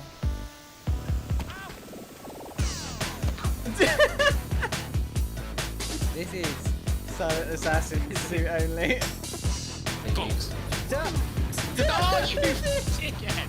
We start off by building. Oh shit! Right, that's a good start. Oh shit! Oh my god!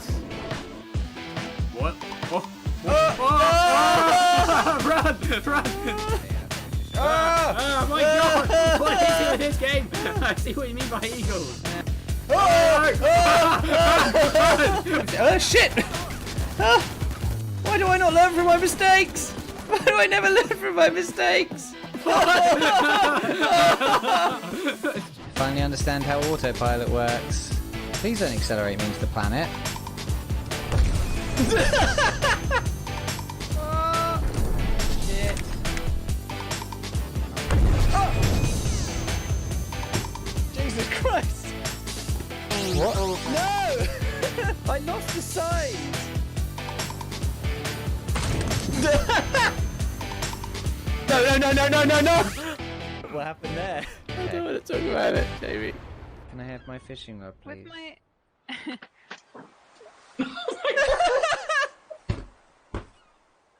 It says I've met 34 out of 35 people. But I've met Oh, it's way sourer than I remember. This Oh might- my god.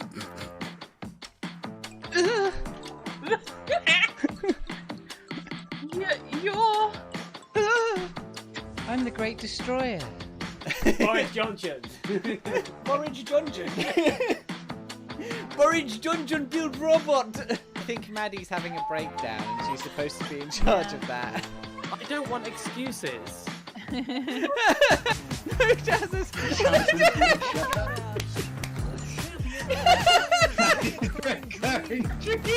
The lettuce and the cheese on this one.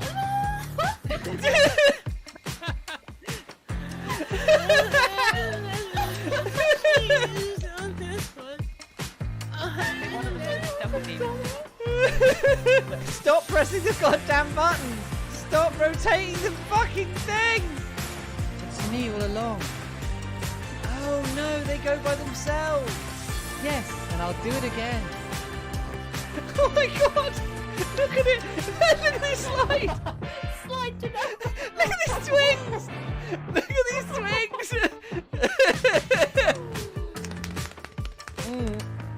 Oh my god. Oh.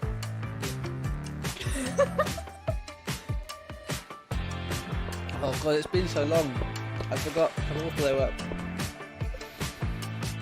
Looks like something out of The Walking Dead. Do you believe in apples, Miss Turner? You better, because you're in one. I do. I just kind of slip inside you like a warm kitten. And he's never hit Amanda. He likes to watch.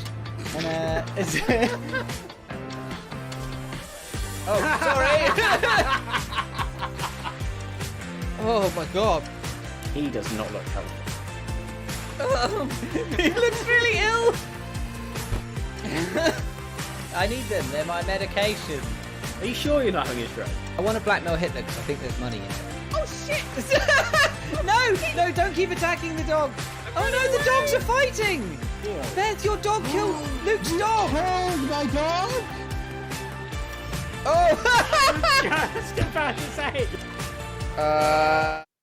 Hello, pals. Welcome back. It's the podcast time. Look at us singing our rhyme. Welcome to the podcast here on Broadway. If you could start a Broadway show, what would you call it? Never mind what it's about. Just what would you call? I would call it just to have that big word up in like the London streets, you know.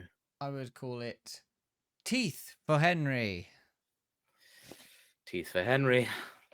Teeth for Henry. Now showing on in the West End. Now showing it the round something. Is that a venue? I don't. The Round Something, starring that's Ian McKellen as favorite. Henry Teethington. It's my favorite and theatre, the Round Something. Helen Mirren as Lady Snotwise.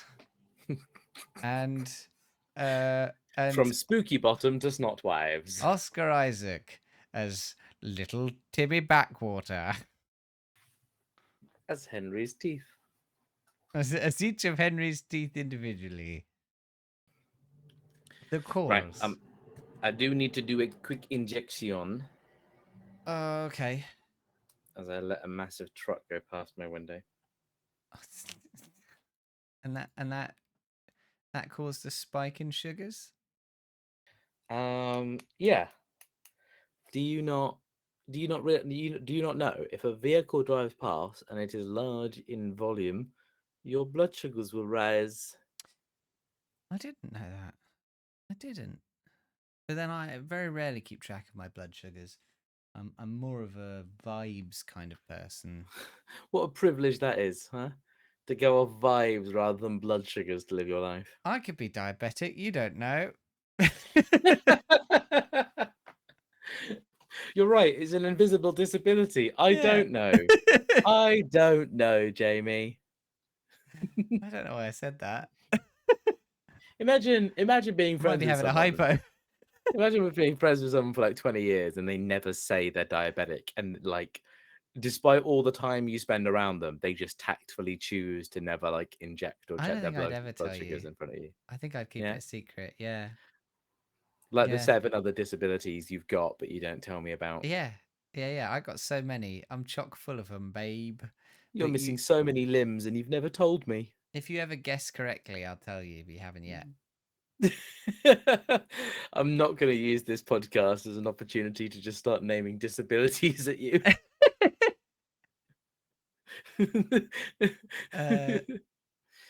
If Jamie was diabetic, he'd probably complain about us making him eat the toxic waste. I just got a needle below the table and I'm just like, oh, I hate toxic waste. Yeah, no, I like Kota has elaborated there, but I was just going to say, you do complain about the toxic waste. No, I take To a it cer- graciously. I'm grateful for my little horrible treats. It's so sour. Why do we do this? I've been fully released from them. I've got to come up with some other like Bunyip point Been rewards. released from them. What do you mean? There's none left. They're gone. I'm free. I'm free. I'm free. I'm sure I should have set up that Amazon order to be a subscription. Can you imagine? I just keep getting more and more every month. They start piling up. I The don't, whole house is full of them. I pretty much order nothing on I order very little through Amazon. But very quickly, I have found that on the 13th of October in 2021, I spent £6.35 to dispatch toxic waste mix, 4 tubs with different flavors. Four It's been tubs. nearly 2 years. It's been nearly 2 years since I sent you the last batch of toxic Yeah. wastes. Yeah. Anyways, let's click buy it again. I guess. Here we go. Well, we could find a more inventive, punishing thing for you to consume. Why does it have to be a punishment? Why can't I have something nice?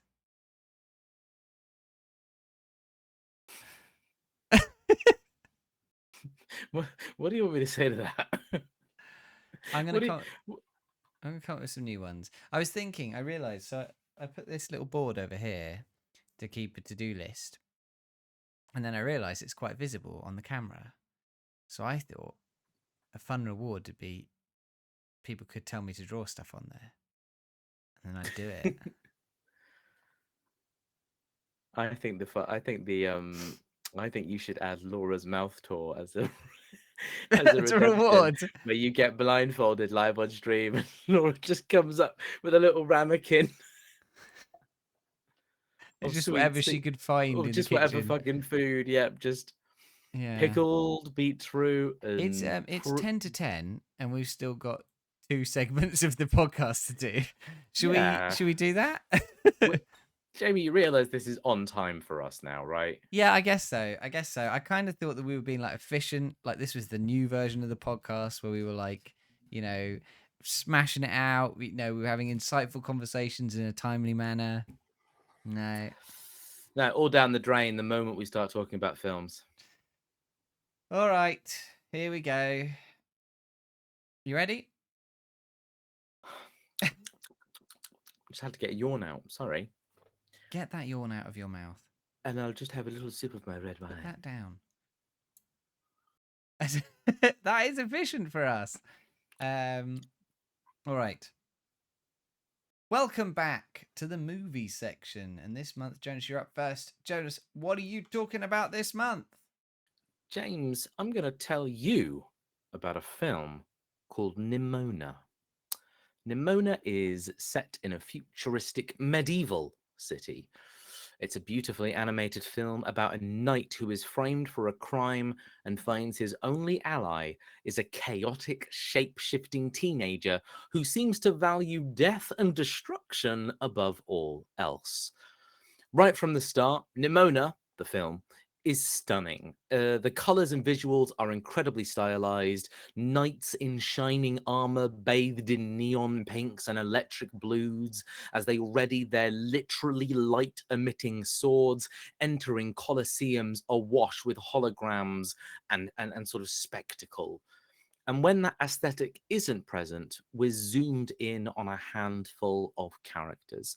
Sir Ballister Boldheart, voiced by Riz Ahmed, who was in Sound of Metal that I reviewed previously. And the titular Nimona, who is played by Chloe Grace Moretz, who you may remember from Kick-Ass. They are the story's protagonists, attempting to prove the innocence of Sir Ballister, the knight framed for a crime he did not commit.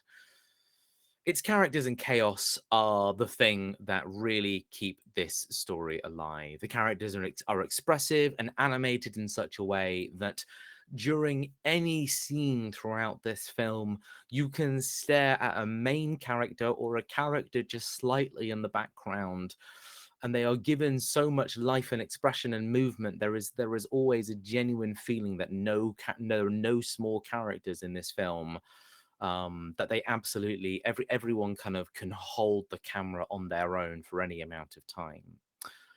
Main character, Sir Ballister, is good-willed and a fairly standard hero protagonist for the story to focus on. But these characters really shine when they're juxtapositioned against Nimona. See, Nimona is a shapeshifter, and by default, she takes the form of like a punky feminine teenager with pink hair. But as Nimona is quick to point out throughout the story, no singular form that they take is the real them. Nimona is not anything or anyone. Nimona is simply that. Nimona.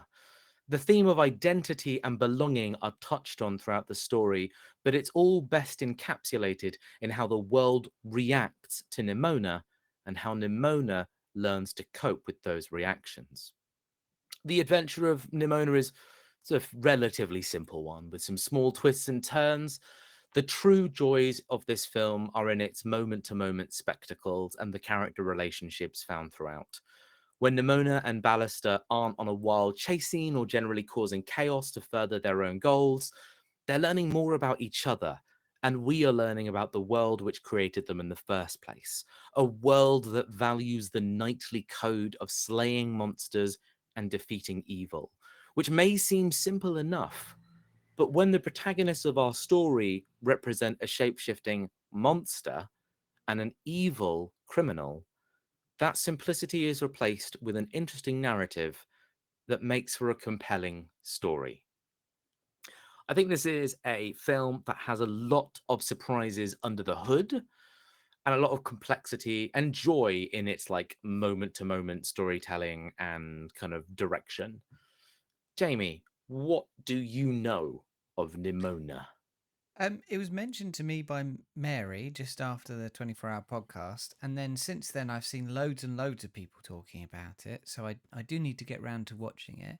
In general, I've seen a lot of people talk about how it's a really good sort of trans allegory, and how it really definitely sort of feels like it's, you know, speaking to that community and a story about that kind of thing. I guess I don't want to go too much into it having not seen it, but do you feel like it's it, wha- I don't know where I was going to go with that. My brain just entirely locked up there. Fine. You mentioned something really interesting there, and Yeah. I actually want to zoom back into that. So you said like it's a story about like you feel like it's got like a trans allegory from what you know about it, and Hmm. I think when I mentioned that it's got real strong themes of identity Hmm. and Nimona really trying not to conform to labels, that is that part of the story. I tried really hard to not gender Nimona actually in my review, and I did, but I think it's not right to do so. When I at one moment I said she takes the form of a punky feminine teenager, but I actually worded punky feminine teenager very specifically because Nimona doesn't see themselves as a girl when they are doing that. They don't really see themselves as conforming to a lot of human labels. And throughout the film, you know, there is always this attempt. There's always this attempt where people are trying to understand, what is this shapeshifter? Who is this shapeshifter? You know, what are you really? And they are constantly asking these questions of Nimona, and Nimona dodges the question a lot, very aggressively at the beginning of the film. But even when they sort of start to talk about that subject more openly, the answer they often arrive at is no label is the right one. And that, I think, is a really accessible and intelligent way to communicate like self-identity to someone, right? Like to express that, you know, the label of gender and pronouns is not something that necessarily just works for everyone, and it's not the answer to everyone's identity. And Nimona, in both being a shapeshifter but being a shapeshifter who doesn't consider themselves to really have a default, is a very good encapsulation of that. If you watch the trailer for this film, or at least the clip on IMDb, the clip starts with Nimona transforming into a small boy who is then going to use that form to gain pity from someone, to lure them into a trap. And the line that someone says to them at that exact point is, wait, you're a boy now? And I think they just respond with something to the phrase of, sometimes I am, sometimes I'm not, like, you know, or today I feel like being a boy.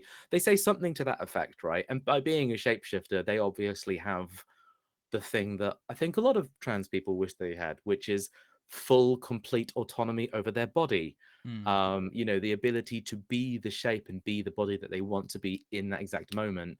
But in turning into a small child who is a boy and saying quite loudly, yes, this is what I feel like being right now, it feels like Nimona really captures in that small moment like gender fluidity and that complete like diversity that exists on the gender spectrum, and it communicates it again in a way that's just really so accessible. It's right there, it's really easy to watch, and it just makes sense. It really makes sense for Nimona. And the moment you start to branch that out into how that might make sense for your friends and your loved ones, I think that can potentially do a lot for you, the metaphorical person who needs to understand more about this message. It seems like a really cool thing that's sort of come out of nowhere.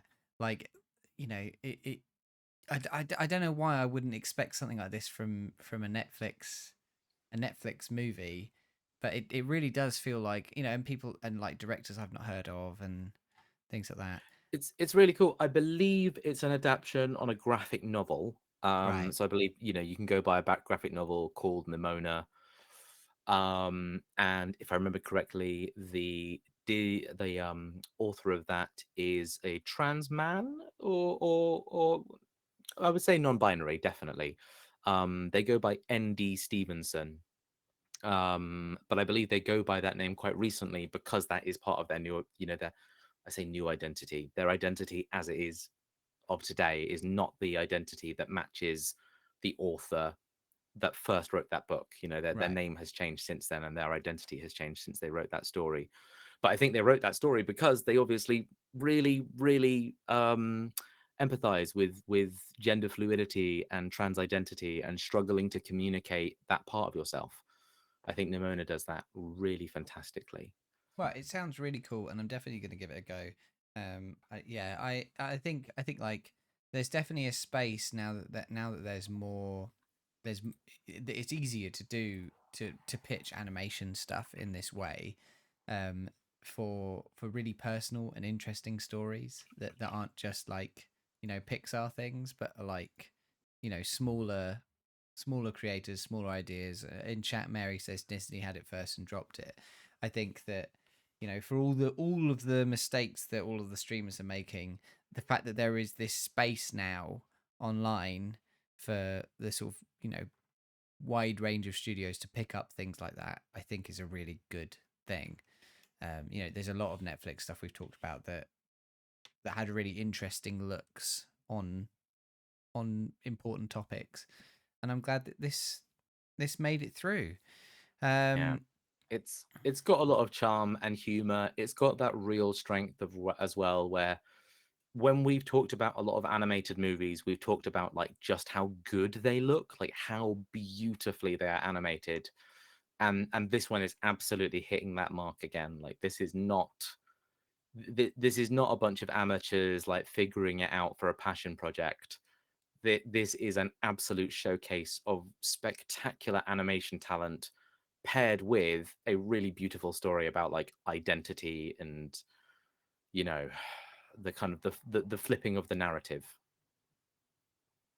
Oh, all right. So you are a you're in a futuristic modern day society, but it's all themed around podcasts instead of medieval shit. Okay.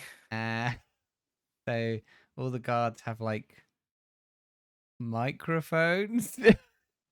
All the guards that we have in modern day have Yeah, there's micro. guards in Yeah, modern day. there's not a lot of them, but Yeah, okay. it's like security guards, all like the the mall security guards hold Yeah, microphones, okay. Yeah. and you were a mall security guard too, but now you're a Sure. criminal, Yep. and you're I'm with you. being and you make friends with a shape shifting one sentence review that keeps shifting to reviews of different movies, and Okay. Yeah. and Yeah. um people hate that because they Yeah. And want now, people to be people and they don't want them to be reviews. okay. And you just on the off, just at one point, they happen to be a review for the movie Nimona. What do Yeah. they look like?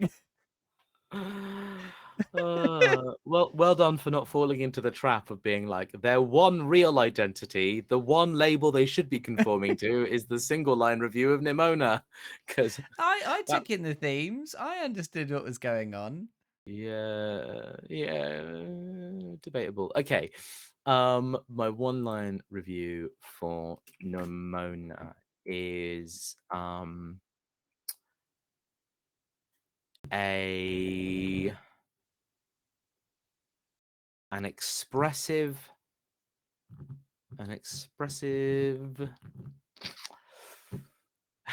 don't want to just say an expressive film. It's an expressive story that identifies. I don't know how to word this.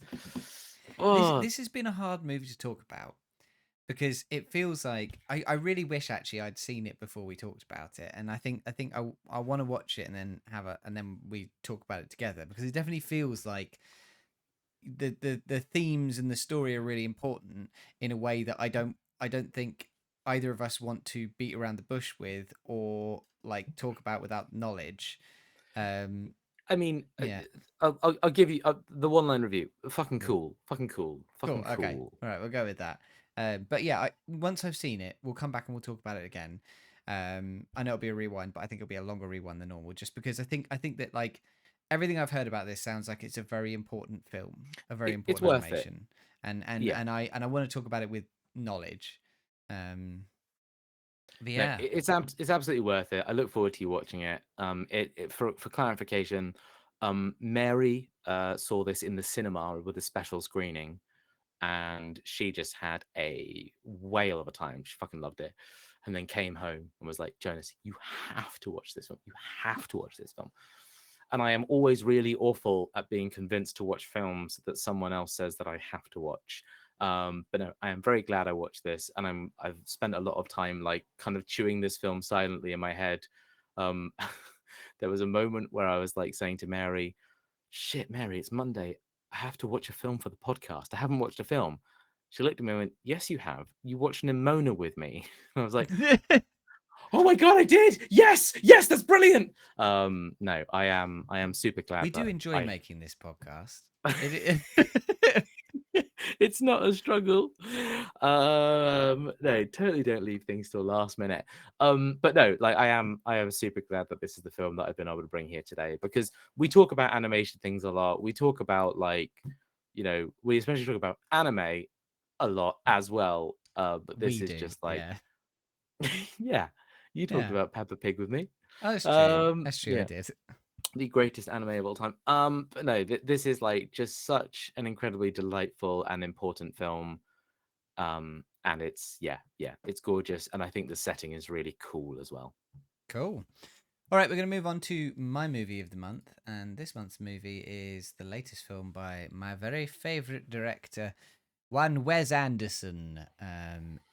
Wes Anderson. Wes Anderson doesn't open. The movie does.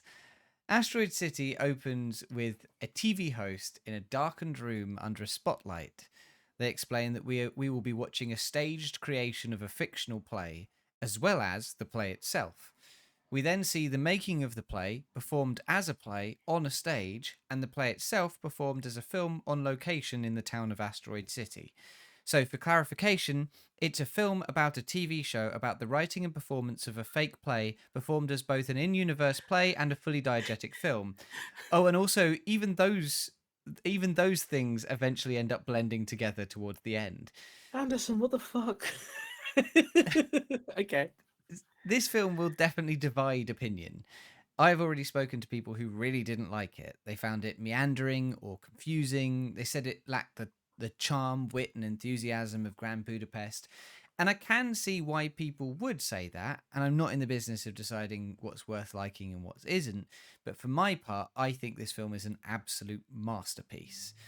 Wes Anderson's exploration of storytelling and the craft of filmmaking and performance is deeply woven with tantalizing meta explorations and beautifully subtle performances.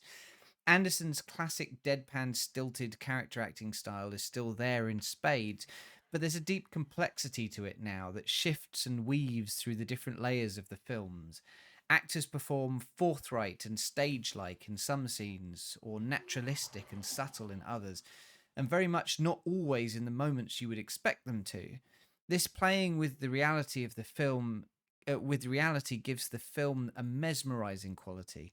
The shifting between character and actor playing the character of actor, is subtle and deft, allowing you to see where the lines are, but also feel where they are blurred. The visual style is as intensely crafted as we've come to expect from Anderson, but maybe even more so. Black and white stage scenes interwoven with beautiful pastel arid landscapes, shifting formats, settings, styles all help to give this feeling of layers to a story. Anderson manages to create both an enjoyable and meaningful A plot. There, a family ends up getting stuck in a small town called Asteroid City when their car breaks down, and they end up staying for a science ceremony for the for the US military. And during this ceremony, aliens arrive. It's pretty sci-fi, but it's pretty interesting. It's pretty nuanced, and a deep feeling of seeing the cogs in the machine is layered on top of that, the behind the scenes magic. Asteroid City is deep with meaning. It is layers upon layers of explorations into life, death, moving on, nostalgia, and the way we present all of this to each other. As soon as I'm able to, I want to see it again, and I really think that you should too. Not just because I'm sure, not because I'm sure you'll love it like I do, because as I said, it's not really everyone's cup of tea, but because if it is for you, then it is an experience like no other. Jonas, are you gonna try and see it, or have you seen it? Yeah, honestly, if I had not been the busiest boy over the last month, I would have gone to the cinema to see Barbie, Oppenheimer, and Barbie Asteroid and City. Oppenheimer aren't out yet. Oh, aren't they? No, they come out this Friday. Oh shit! I thought they were already out because everyone's getting crazy about them. Okay, great. Well, in that case, I would have gone to see Asteroid City. Definitely. I got to the one about the newspaper. I want to call it the French Press, but it's not called the French Press. The French Dispatch. Thank you. I got to the French Dispatch quite like late in its life cycle. And while it was certainly like nice to watch it, kind of like after that, I don't know if I should really call it hype, but there is always something nice to watching something as a bit of a retrospective. Like, it's had its cinema time, it's had a bit of time on the streaming. A lot of people have seen it, and now that it's quiet, you can watch it. And now anyone you talk to, they're either the kind of person who would have seen this film already and have seen it, or they're just never going to see this film. So you can just talk about it quite freely. And there's like very little in between. And I really enjoyed the French Dispatch. I thought it was very cool. I thought it was really fun, kind of all those little stories, a really fun universe. I thought it was displayed very well. I thought it was very clever, and that was. I think I probably didn't pick up on a lot of the really clever nuances in that film. Like, I think there's a lot of subtlety that Wes has put into his more recent films, definitely, if not his entire kind of catalog. That I didn't pick up on in the French Dispatch. And so it sounds to me like there's going to be that subtlety, that kind of meta layering, where narrative is not going to be told necessarily through script and dialogue, but it's going to be told through performance and placement and direct, and things subtler than the script can really tell me. And that seems fascinating. There's definitely, like, when I saw it with Laura, and we definitely came out and both of us had like noticed entirely different things throughout a lot of it. Like, I immediately thought, I just need to see this film again. Like, there's ways of viewing the film where you can watch the whole film under a certain lens and you'll get a certain experience through it, and then you can watch it under, like, thinking about an entirely different thing and get an entirely different experience out of it. I'm pretty sure there's like, there is the movie, right, the Asteroid City movie, which is the play that they are performing, which is just a story about, like, fear of death in the time, like in the time before the Vietnam War and this kind of stuff. And like, no, actually, I think it's before World War II. No, it's in the 50s. It's in the 50s. It's after World War II, and it's it's this period of time where it's no, I'm wrong again because there's an atom bomb test in it. So speaking of Oppenheimer, when is Asteroid City set? I'm just gonna do it. 1955. It is 1955. Okay, yeah. So, but it's got this sort of like fear of war and like what to do after people have died and all this kind of stuff in there. It's sort of about families and about people and about relationships and all this kind of stuff. And there is a straight just story in there in the middle of it. And then there is this layer around the top, which is not only its own story and is like a meta story about how we mythologize the people who write and tell stories, but it changes the context of the things that happen within, and you start to think of these people as performing this rather than being it, especially at points where they like step out of the story or into the story or things like that, and how the story sort of molds around them being there or not being there, and then the additional layer on top of that of knowing that the actual context of this is that this is an explanation of how things are made, and yeah, I think you could watch it 3 or 4 times and still be sort of finding things in this and finding new meanings in it. Much in the same way that French Dispatch was sort of about the idea of how stories are written and how people decide on what they want in a story and how they represent an event or a thing to the viewer and how that can change what happens, like the great final story where he leaves a very important part of the story out and the editor says, why did you leave that out? That's the core of the story, and how 2 people can view a central event very differently. This is that exploration writ large. It's like what does it even mean to watch a film? What does it even mean to make a film, kind of thing. So I guess like a question I would normally ask was just like, if you had to compare this to another one of Wes's previous movies, what movie would you say it most emulates? But is the answer just French Dispatch, because it feels like it's evolving on those themes quite a lot? It's definitely the closest to French Dispatch, but and I think if you liked French Dispatch, or more so if you like the vibe of French Dispatch, that like ponderous sort of like examining tone to it, like the fact that it's these segments and you're really watching people talk about their stories and tell their stories, kind of thing. If you like that part of it, I think you will like Asteroid City. And if you liked Grand Budapest more because you liked the zaniness and the comedy of it and you liked the energy of it, you might not like this so much because it doesn't have that. That being said, there is a through line throughout all of Wes's work of these kind of things, of examining how relationships work and how their relation, how sort of cinema's relationship with the viewer works, kind of thing. People talk about how weird and interesting and stylized his visual style is. That's not an accident. That's like using the medium to make you feel things or make you understand things in more ways than just saying them to you. And this very much it will feel very Wes Anderson, and not just because it's pastel colors in the main part of it, but you will understand it feels Wes Anderson. The man is an auteur.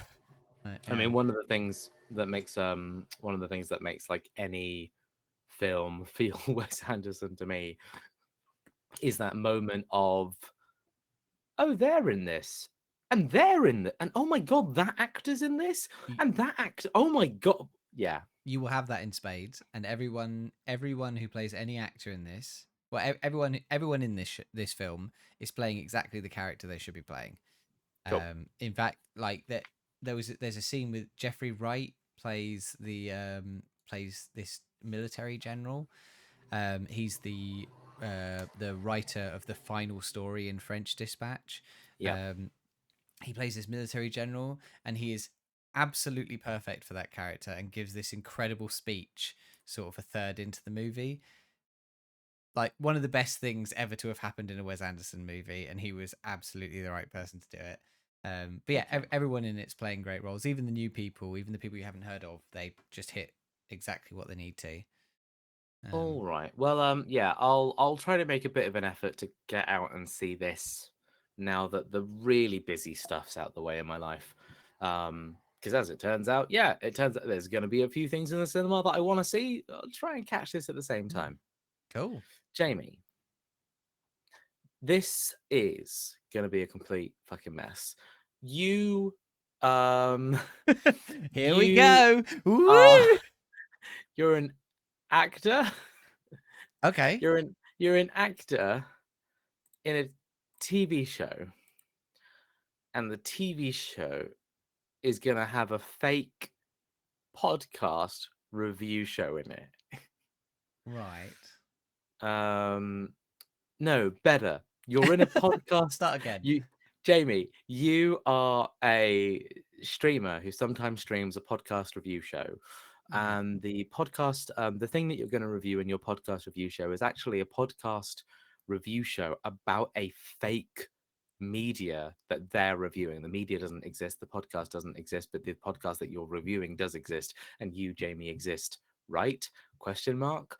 But the problem is sometimes the references actually go through each other. Sometimes the media makes references to the podcast that you're reviewing, and the review that you sit on sometimes makes references to the film that the podcast is reviewing, and it goes in a weird endless loop until everything just feels like it's all one thing at the end. Anyways, in all of this reviewing, you deeply explore the themes of of man's relationship between media and podcasts and reviews, and it's all told in a pace that is slow, that is calculated, because you, Jamie, you're an auteur at podcast reviewing.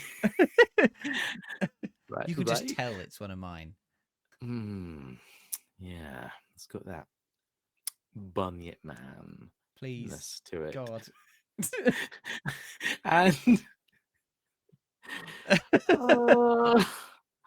And anyways, aliens arrive and they've got the one-line review for Asteroid City. What do the aliens bring with them? Truly, madly, deeply Wes Anderson. That's the name of your my podcast, your novel. That's when you die. That's your biography thing. Yeah. Truly, deeply... that would be a very confusing book to find on the shelf. You're like, truly, madly, deeply Wes Anderson. Oh, cool. And you open up, and you're like, who the fuck is this guy? Your face. Why is this? Why is there a whole story about this dude? Yeah.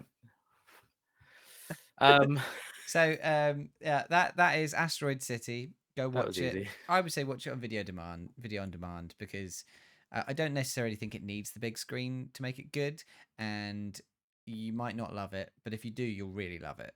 So there you go. All right. We don't actually have anything listed down the other thing, but I will say Laura and I have booked our Barbenheimer tickets.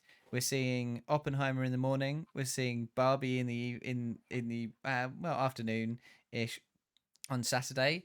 So I will have Barbenheimered by the next podcast. Okay. And I can review one or the other. Oh man, I should watch the other, right? Like the one that you don't review, I should watch, and it should just be the Barbenheimer. We should watch both episode. Really. Yeah, that's what I mean. Sorry, but whatever one you review, I review the other. Yeah. If you can Barbenheimer, go Barbenheimer. We were saying like, we should try and do it, but it's going to be really hard to get tickets like on the same day. And Laura was like, no, we will see them on the same day. Like, there is no point if we don't see them on the same day. I was like, okay. So, yeah, we're going to see the IMAX screening on in the morning on Saturday, and then we've got like a break for a couple of drinks, and then we're going in to see Barbie. Also, a Laura point was, she said, I'd much rather see Barbie after we've had the 3-hour like harrowing thing about the nuclear bomb, and then we get cheered up at the end with the Barbie. And I was like, yeah, you're probably right, actually. Oh man, I think like I'm totally gonna do it the other way around. I think I'm gonna watch Barbie. I think you should. I think you really should, and then we can discuss like whether that was a good idea or not. can I feasibly watch Barbie after work on Friday and then Oppenheimer after work on Friday? Watch both both of them afterward. Oppenheimer's 3 hours long. The latest showing of Oppenheimer is 8 p.m. So to get to the 8 p.m. viewing, I'd have to watch. So I can watch Barbie, the cinema that I'm looking at. I can watch Barbie at. Oh, if you watched it at 5 p.m., you'd be out by 7 p.m. And then you could go watch the 8 p.m. showing of Oppenheimer. You could. You really could. I really could. We're also going to be seeing Oppenheimer in IMAX, which apparently is the way to see it. I don't know if it's 70mm film or not. I can see that if I go to Soho, I can watch a 35mm screening of Oppenheimer. Apparently 70mm IMAX is the way to go. Oh, okay. Well, anyway, chat is yelling at us to move on to our final section of the show. So it's time for the randomizer. And last month we were given a movie called Super Senior Superheroes, which is an Indian movie about it's a sort of light-hearted comedy about child trafficking. Yeah. Before I like give the lowdown on everything that happened, what did you think about it? I kind of I struggled to get into it. I really did. I found, when you when you do something and you've got to do something, but 5 minutes into the task, you get up and get a glass of water, and 10 minutes in, you get up and you go do something else, like you tidy somewhere. And every 5 minutes, you find yourself finding an excuse to like pause and go do something else. Yeah, it took me a whole day to watch this film. Like it took me all of Monday to watch this 2 hour and 20-minute film because I just kept kind of delaying the inevitable. I think maybe once I was 30 minutes in, I found that resistance lessened. Once the film had kind of got into the swing of what it was going to be. But yeah, with a 2 hour and 20-minute runtime, it is 30 minutes. It's definitely 30 minutes longer than it needs to be. Then, it wouldn't really be. I don't want to call this Bollywood until I know where it was actually made. Well, I'll run through what the film is while you look it up. So, Sure. there is a grandfather who is like his wife died, and he's like feeling pretty shitty, and all his friends are like, we got to do something to make him feel better. So they throw him a surprise birthday party, but he just doesn't give a shit. He's too upset, and then the guy's son calls. And he's like, "Oh, my grandson's here, and he's a pain in the ass, and he we're trying to get work done, but he's just fucking around." And so the friends are like, "This is it. We'll get the grandson to visit for a month, and he'll have a lovely time, and they'll feel better." Grandson comes. Grandfather does feel a lot better. They go on a day out, and the grandson's like, "I hate everything you like, old man. You're not into anything cool." So the grandfather's like, what are you into? What do you want to do? And the grandson says, "I'm into superheroes. I love superheroes." And the grandfather's like, "Let me show you the original superheroes," and takes him to a Hindu temple where he shows him all of the gods, the Hindu gods, which I have to say, their description of the Hindu gods, I think that would get most kids excited. All of the stories are like, they burnt a village to shit with a fiery sword and things like that. It was pretty cool. So then they come outside and the kid's all jazzed. He's like, fucking yeah, this is exciting. Like gods of justice, superheroes. And then there's just a dude just smacking a dog, just smacking a puppy. And and the grandson's like, "Grandfather, he's smacking that puppy." And the man's like, "I can smack the puppy all I want. It's my puppy." And the grandson's like, "Please, grandfather, stop that man from smacking that puppy." And the grandfather says, "It's his puppy. He can smack the puppy all he wants." And the man says, He's damn right. I can smack my fucking puppy all I want to. Smacks his puppy. Grandson loses all hope in the grandfather. Says, like, these gods that you told me about would have stood up to this, and you didn't, and I'm disappointed in you, and wants to leave, wants to go back to America. Grandfather's friends have suggested that he pretends to be a superhero, lies about being a superhero, but he's not okay with that. But then in a moment of weakness, it slips out. He claims he's a superhero, and they set up an elaborate plan to convince the grandson that they are superheroes. In the process of doing this, they accidentally get a child trafficked, get implicated Yeah. in the child trafficking ring, and have to solve the child trafficking ring to win their freedom and eventually uncover a crooked policewoman. I think that's a pretty good sum up of the film. Do you think? Yeah. So the child trafficking is caused by all of their fucking incompetence. Yeah. Which They is basically all accidentally leave like a door open or turn off the CCTV cameras by accident. yeah. And then so from there it's a kind of, it's not a murder mystery, right? But it is like a crime mystery. Who kidnapped the child? And so that's like plot number 1 is who kidnapped the child, and then plot number 2 is like the grandfather and the grandson trying to have a relationship, and then plot number 3 is kind of like retired old grandpa dude is just trying not to be depressed. Like, yeah. There's kind of there's a setup, and then there's like a layer, there's an event that happens on top of that, and then like an event that happens on top of that, and then so they've been implicated in the child trafficking. So what they do is they double down and they decide to stick to the superhero stuff because the kid convinces them to do it, more or less. And so then they become the people that have to investigate the crime, but then they also have to stop themselves from being implicated from the police. And then actually they have to battle the police and battle the communities around them to convince them that justice exists in the heart of their community. Or something.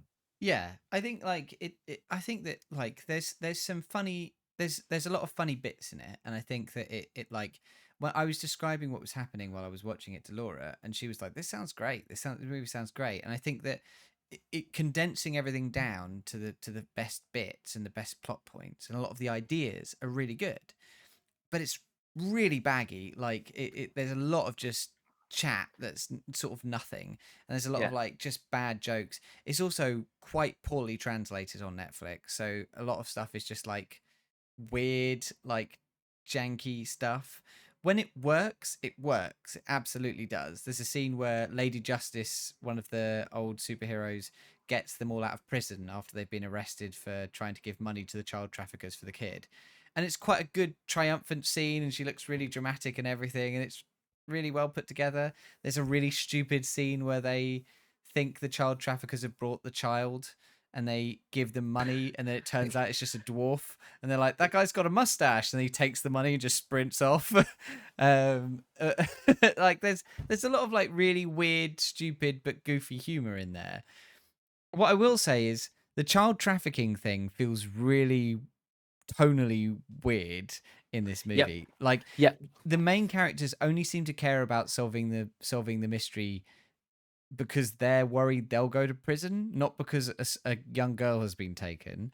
There is so little addressing the fact that genuine, like the actual crime and impact of an unknown member, like either a known member of your community or an unknown member of another community, whatever, has genuinely walked into your environment and stolen a fucking child, and that child is then going to go on to be sold or abused, and generally suffer in some way. But the main characters are kind of just like, man, I hope we solve this so we don't get in trouble. Like, I don't want to get in trouble, so let's go find that kid, whatever. The main character literally says later on in the movie, this was not just a kidnapping, this is child trafficking, as if kidnapping was kind of forgivable, but child trafficking, now that is something. Like, if you stole one kid, that'd be all right. But you stole loads of kids, and that's a problem. Like it's yeah. There's two shots in particular which struck me as like shots from a different movie.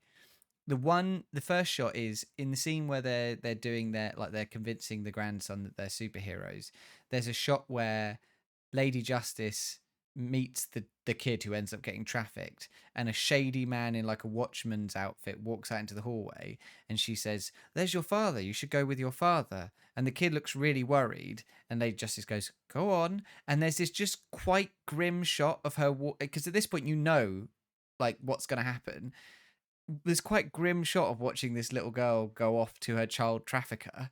Yeah. And then later on there's a shot where the main character sees into a shipping container, and then you see the shot that he saw into the shipping container, and there's like 100 little girls in this shipping container, and it's like really stark. Like it could absolutely have been a shot from a documentary about child trafficking just inserted into the middle of this comedy.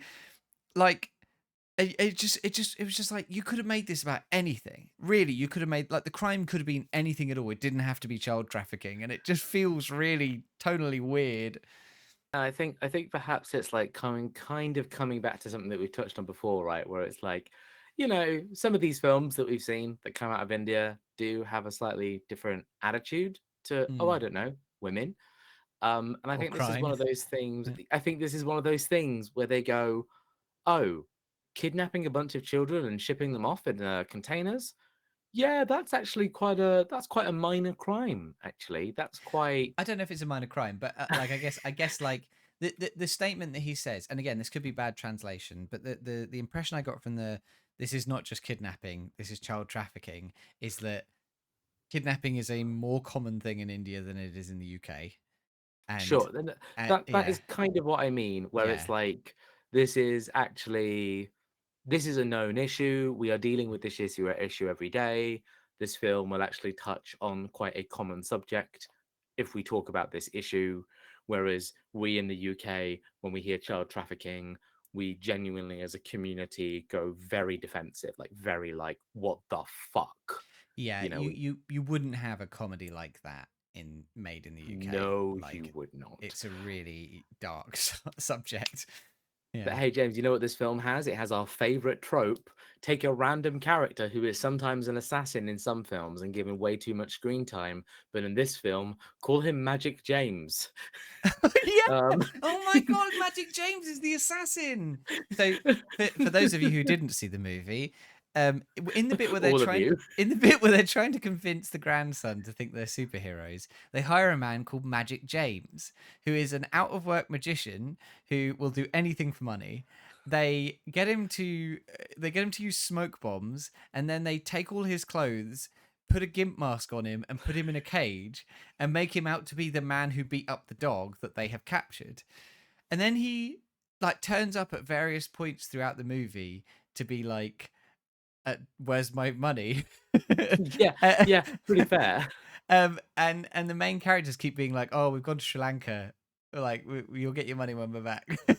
And then he turns up at like the sort of like 2/3 through the movie, and basically the kids have convinced him to saw trap their grandparents into believing they're superheroes, and he basically becomes the Riddler. And he sets up like a trap house, and he's on like a little TV, and he gets them to do like puzzles to like there's a shot in that where they one of them kicks in a door and walks into the room. Jamie, pause. Okay. Before he kicks in the door, we discover that Batsman. We haven't actually talked about the superheroes at all. We talked about the fact that the grandpa used to play cricket, right? So his superhero identity is Batsman because he takes his cricket bat everywhere. Which they directly say early on. One of the characters dresses up as Batman because he's supposed to be dressed up the same, and they go, no. There's a cricket symbol. They play a silly joke on it, absolutely. For the way that he decides that he's going to break down the door and save his grandson is to take 4 balls that his partners, that his friends have, and he's like, throw me the balls. And then he cricket bats all of them at a door. But but it's so impressive that the door nearly breaks under the form. He creates a dent in the door with 4 cricket with 4 like bats to the door with the cricket balls, whatever. And then it's like, oh, that didn't break the door down. So then he walks up to it and kicks it down, making the 4 balls kind of completely fucking unnecessary. And then literally in that moment he kicks in the door and just a can of gas just falls over, sets fire, and Magic James is like, oh no. I had no fucking clue what was happening with that fire, because everyone then has a 15-minute conversation in that room about, no, you are the true you are the true superheroes. It's like filling with petrol fumes. I know there's a fire behind you, Grandpa. Fire. Grandpa, I know we're all going to burn down in 10 minutes, but it's about you. It's about what's in your heart. You're a real superhero, Granddad. And it's so fucking stupid. But I found it really funny. I found like it's dumb charming. Yeah, it's goofy and it's not taking itself seriously. And I think that those were the best things it did. It just had long periods of time where characters just sort of like felt like they were kind of improving and riffing, and it just wasn't great. But the bits where they had like set pieces were pretty good. And when it had pace, it was pretty good. I must say that the climax was really really shit. Yeah, it basically ended in sort of like, dull Bollywood trope kind of like finale, and then like a really long epilogue. I'll tell you a little plot confusion, right? So in the end, the good guy baits the evil policeman, right? The evil policewoman into like a trap where she confesses everything on camera. There was another police guy with a massive mustache that the main character goes up to and has a conversation with, that we're not party, we're not privy to the details. Before he puts this final plot in, he goes up to both police people. I assumed he was going to get the mustache man to arrest the lady help him. He does. He turns up at the end.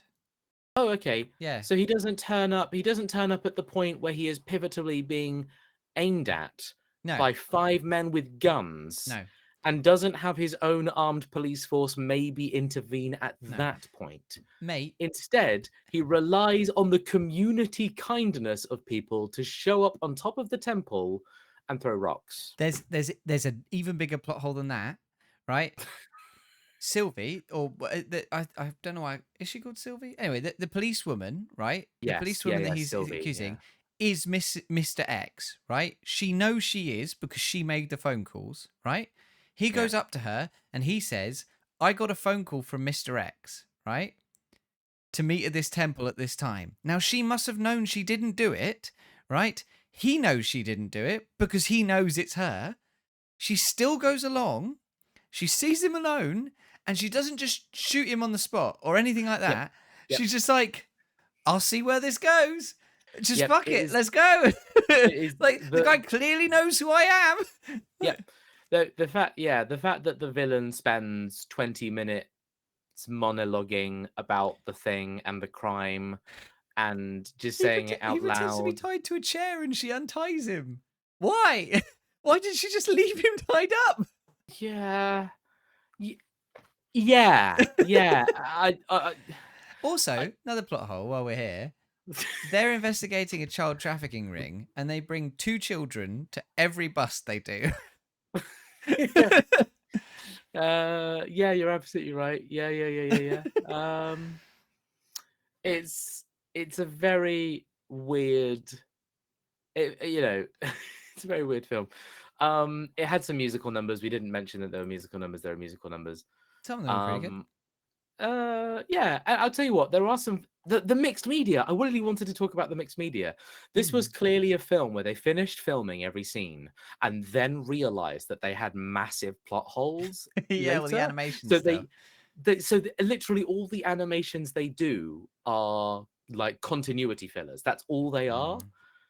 And Yeah. it's nice because the film could do with that little bit of variety and like spark of like color and things It like does that. also make it a bit comic booky, which I guess is what they're going for. Yeah, but Yeah. it also feels like done in like It's done fix in it in post.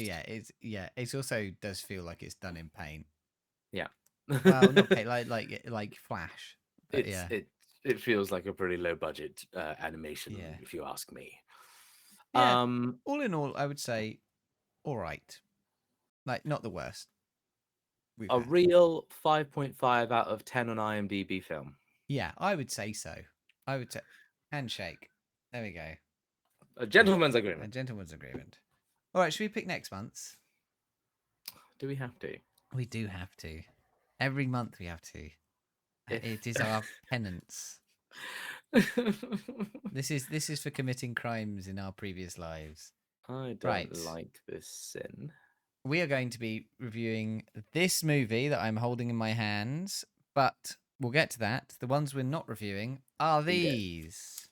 We're not reviewing She's French. 48 a 48-minute British documentary about French women. She's French. Oh man, I would have loved that. I think that would have been so fucking funny. Me too. Yeah. Okay. We're not watching The Takedown, French comedy crime film. Two French films. Ooh, this is weird. We're not watching Mars One, a Brazilian LGBTQ drama set following a tense election. Oh. Mars One. So French and Brazilian. This is getting good. Yeah, She's French only has 2 stars. Yes, that's true. Does this go out of 5, Laura? We're not watching A Second Chance, a family sports movie about a gymnast. Okay. We're not watching Bollywood Hero, a Dutch film, a Dutch What? drama about a Dutch actor in Hollywood. Oh, in Bollywood, sorry. It's out of 5. Okay. We're not watching Two Distant Strangers, an Oscar-nominated short 30-minute film about a time loop around an encounter with a cop. Oh, I wish we'd watch that because it's 30 minutes. It also sounds good. It does sound alright, doesn't it? Yeah. We're not watching Oh, Baby, an Indian fantasy comedy. Right. Are you ready? Indian This is fantasy it. comedy. We're watching Sinister from 2012, a mystery horror. Sinister. Oh, God. It's a horror. Oh, That's a horror, all right. Oh, no. I don't really. Yeah, I'm not into horror films. It's got but Ethan Hawke in it. it's got Ethan Hawke in it. Yeah. A controversial true crime writer finds a box of Super 8 movies in his new home, revealing that the murder case he is currently researching could be the work of an unknown serial killer whose legacy dates back to the 1960s. Okay. Good for him. Oh no! Oh God! Oh, there's a character in this listed as Barbecue Boy, and another one listed as Lawn Girl, and another one listed as Sleepy Time Boy. Barbecue Boy, Lawn Time Girl, Sleepy Boy, they're in Sinister. Lawn Time Girl. There's a character in this called Professor Jonas. Professor Jonas, they're all hanging out. Professor Played by Vincent Jonas. D'Onofrio. I want everyone to know that I'm wearing a pin today. Viewers of the stream can be treated to it on camera. The pin says Jonas approved on it, and I wish my camera would focus to show you that. There is a Sinister 2. There we go. And this has a 6.8 out of 10. Imagine if we got Sinister 2, but not Sinister 1. We've had sequels before. We've had sequels, but not many. No, And that's true. they tend to be forgivable. We watched Rio 2. Do you remember that? I never watched Rio before, but we watched Rio 2. You watched Rio 2? Yeah, I think we watched Rio 2 as a random film. Did we? Yeah, like back in like year 1 or year 2 of the podcast. We watched it in 2019, in August of 2019, Rio 2. and God, I don't Infernal even... Affairs, Infernal Affairs too. Oh fuck yeah! I remember this film now. Man, that just like got wiped like Men in Black style, wiped out of my brain. Yeah, they Like, were all right. They were all right. They were all better. right. They were better than Super Seniors, Okay, well, I think. oh, Okay, so Sinister. We're gonna watch Sinister next month. Yay, yay, yay! We're all super excited for great, that experience. great.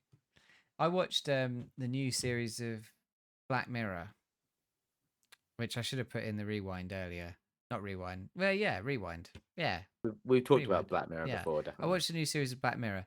There's an episode in that about serial killers, and I genuinely, every time I close my eyes to go to sleep for the first like 2 nights after seeing that episode, I saw images from that episode. Wow. Yeah, I'm not looking forward to watching this movie. Well, Jamie, all I can say is that you literally make the rules on this. You literally decide that we have to do this, and that there's no genre exceptions, and there's no, anything's valid. Yeah, I feel like if I started making exceptions like that way, madness lies. Do you think once a year, you and I get a re-roll, but we implement this next year? Oh, that's an interesting idea. Collectively or individually? Individually, you get a re-roll and I get a re-roll for the whole year. But the re-roll is this, because Laura, you've got the notes written down. Yeah. So all it would be is we would reveal the title, and one of us just goes, no, re-roll. And what you do is you instantly shuffle up just all the go, other ones, or you throw that one away, and then you shuffle the remaining 7, and then you go for one of them, and that's it. That's final, unless you Okay. use your re-roll. And In we which don't case, want it's to. one of the. We don't want to implement that now. um. No. Next year. Yeah, it's Next not year. really my call, but I think it would be a fun idea. January of next year. Tell January you what. The re-roll year. This podcast is going out, right? So people will hear it. If you have an opinion on this idea, let us know on Twitter. You can find me on Twitter at the Bunyip Man. You can find Jonas on Twitter at JTTG, and you can also find us at the Bunyip Review on Twitter. Let us know. Tell us. Do you think that we should be able to re-roll? Do you think that that's a heinous abuse of the system? Do you like seeing us tortured by the horrible shit that we have to watch? The answer is probably yes. Yeah, I don't. But imagine if we got compassion. Imagine if we just got tortured by horrible shit that wasn't horror. I think people want that. I think people want to know that we're shitting ourselves. Jamie, I won't be able to make it to the next podcast because I'm scared. I'm a scared little boy. I'm gonna watch it in like the brightest room. Actually, the previous horror movies we've watched, I've watched them because I usually watch the podcast movie the morning of the podcast. I watch them like in a bright room, the sun's coming up, like it's it's early in the morning. It takes a lot of the bite out of it. So yeah. I think I'm just gonna put this on a laptop, and I'm just gonna go to like a wellness cafe or an amusement park, and I'm just gonna watch it there. I'm going to put it on a laptop, go in a dark tunnel under a bridge, and just go the other way with it. You're gonna go Yeah. into a cemetery. Yeah. You're gonna go into a crypt. Just. All right. How Well, sinister. okay. That's that then. Thank you for listening. If you're listening to the audio version, if you are listening to the audio version, you can please could you review us on wherever you've listened to this. It really, really helps us get out there and get known. And you can also watch us live, usually on the first Tuesday of the month, although that's not happening right now, and it's also not happening next month because we are doing 3-week breaks to get back to normal first Tuesday of the month timings after the 24-hour podcast. So next month will be the second Tuesday of the second Tuesday of the month, and then the following month will be the first Tuesday of the month. So tune in for that.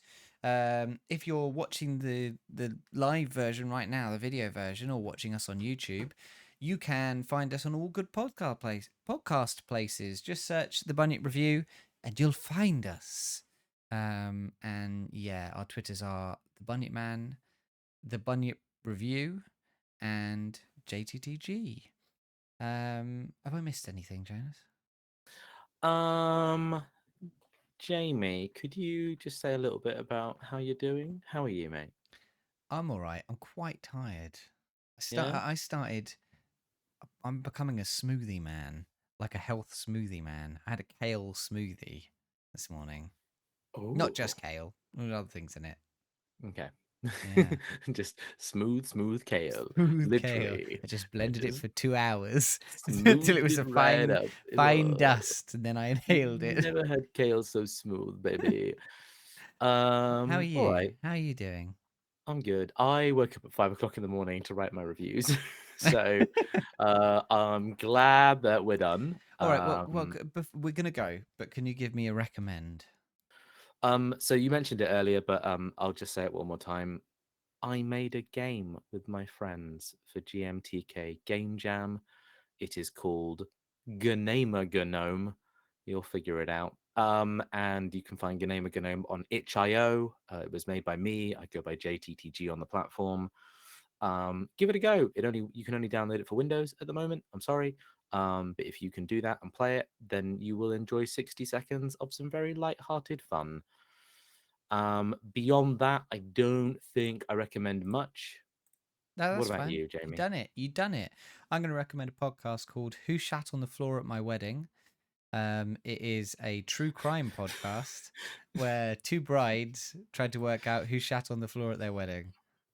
And it's a locked room mystery because their wedding was on a boat. So it can only have been one of the guests. Yeah. What I will say is, just real quick, no clip. Moving on from that. Yeah. No. Sorry. I scroll down my YouTube history sometimes to see what I might recommend. The YouTube channel No Clip have done documentaries on Immortality, a game that I previously reviewed and think is very fucking good. And they also just released one on Vampire Survivors, another game that we have reviewed on this podcast and I think is very fucking good. Chat asked if they work it out in Who Shat on the Floor of My Wedding. I don't know. I haven't finished it yet. But it starts well. Oh my God. Jamie, was it you? Did you do it? I think my favourite thing about the bits that I've seen or heard already is that they hire an actual like homicide investigating specialist, and they're like, "Why did you choose to be on this podcast?" And he was like, "I don't know. I got the email from you guys and I thought it sounded really funny, so here I am." And then he gives them just like really good advice. You mentioned there were two brides. Yes. Did they marry each other? Yes, it's a gay wedding. Yes. Okay, great. No, it was just for a moment. It was two brides, one wedding, one boat, and I was like, "Were there two? Were there two? Were there? No, they married each other." Okay, great, fine. There's a good bit where they talk about how they kept getting asked like, "Oh, who's going to wear the suit? Who's going to wear the dress?" kind of thing. Like, "Oh, people are always asking that. Like we have to follow those kind of norms." And then they don't answer what they wore. They just talk about how and I was like, yeah, fair enough. Like the whole like they were like, yeah, people they get really into this as if it's like an oddity and things like that, and we're not going to indulge that. So there we go. Yeah. No, good for them. Good for them. I just realized earlier I was just sounding like, oh, it was a gay marriage. Oh, yes. That's fine. Oh, one of those. All right. I'm okay with that. I will allow that. I will allow that this time. Straight marriages, though. Disgusting. Honestly, disgusting. Oh my God. Do you remember those friends of ours that are straight and got married? Disgusting. Disgusting. You might be able to hear Laura chastising our cat out in the hallway. Bonus content. Yeah. Bonus cat content. Thank you for listening to the podcast. Efficient, Done in under 3 hours. All of them are done under 3 hours because otherwise they Yeah. charge us money. All right. I mean, they already charge us money. They charge us more money. All right. Thank you for listening, everybody. We'll catch you next time. Bye. Bye bye. That's the end of the audio podcast. We're going to run through this real quick because I want to go to bed. But streams this week are, we don't know what we're streaming tomorrow yet because Sylvan's not around. But we will be doing something. And then Thursday, we will be starting The Sims, I think. That's what Beth wants to start. So we'll start a save file on The Sims 4 or something. That should be good. So tune in for both of those. And then next week, I haven't got confirmation from her, but the original plan was that all of next week's streams were going to be Mask of the Rose with me, Laura, and Vicky. But I haven't got confirmation back from Vicky. So hopefully it'll be 3 back-to-back streams of Mask of the Rose. But we will see. Otherwise, that might get rescheduled and we'll do something else. You got any announcements, Jonas? Announce your face. No. What have I got? What have I got coming up? And are any of them actually relevant to my streaming? I mean, I haven't got many free evenings at the moment, so I'm not streaming much. But when I do eventually stream, I do have a lot of games. I have a lot of indie games that I really want to play at the moment. So like, I think that when I spend more time on my computer playing games, I will definitely do some streaming of those indie games. I'm also just thinking of streaming Baldur's Gate, the character creator, and nothing else. Okay. All like, right. I think it would be fun to just make characters in Baldur's Gate 3 and just do that with people because it's got such a huge character creator, right? Like it's the most comprehensive D&D kind of video game of all time so far. Did you see the bear fucking? I did, yeah. That's the best response I've had to that question so far. I did. Yeah, Yeah, I did. Yeah. Oh, the bear fucking. What a bold way to sell a video game.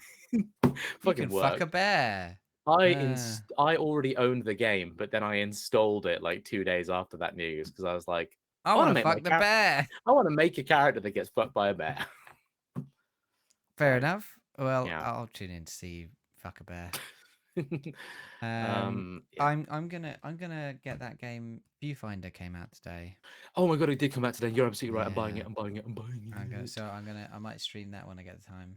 That's a Viewfinder, damn good looking puzzle game. Play it. So good. I played a little bit of the demo at WASD, and I stopped playing it on purpose because I was like, I know this game is good. I don't want to play another 10 minutes of it now. I just want to play those 10 minutes at home. Yeah, they released the demo a while back, and yeah, I did the same thing. I didn't want to touch it. It reminds me so much of good video game, The Witness, in its visual style, and I'm very excited. Yeah. Apparently, it's not getting added to my cart. How fucking encouraging. Apparently, still having issues. You're about to have an issue if you're not fucking careful. Cool. All right. Thank you for watching, everybody. Let's do a raid because I think I saw Hawk go live. Oh, nice. Let's have a look, shall we? No, nice one. Thanks for watching, everyone. Thanks for chatting with us. Smooth Pikachu, very naughty. Very naughty. Oh, they're not live. All right, let's raid his ghostiness then. Oh, is he still going? Nice. Well, either that or you will be raiding his end screen, but you know, I'm fine with that. Have fun, everybody. Be lovely. We'll see you tomorrow. Bye. Bye, everyone.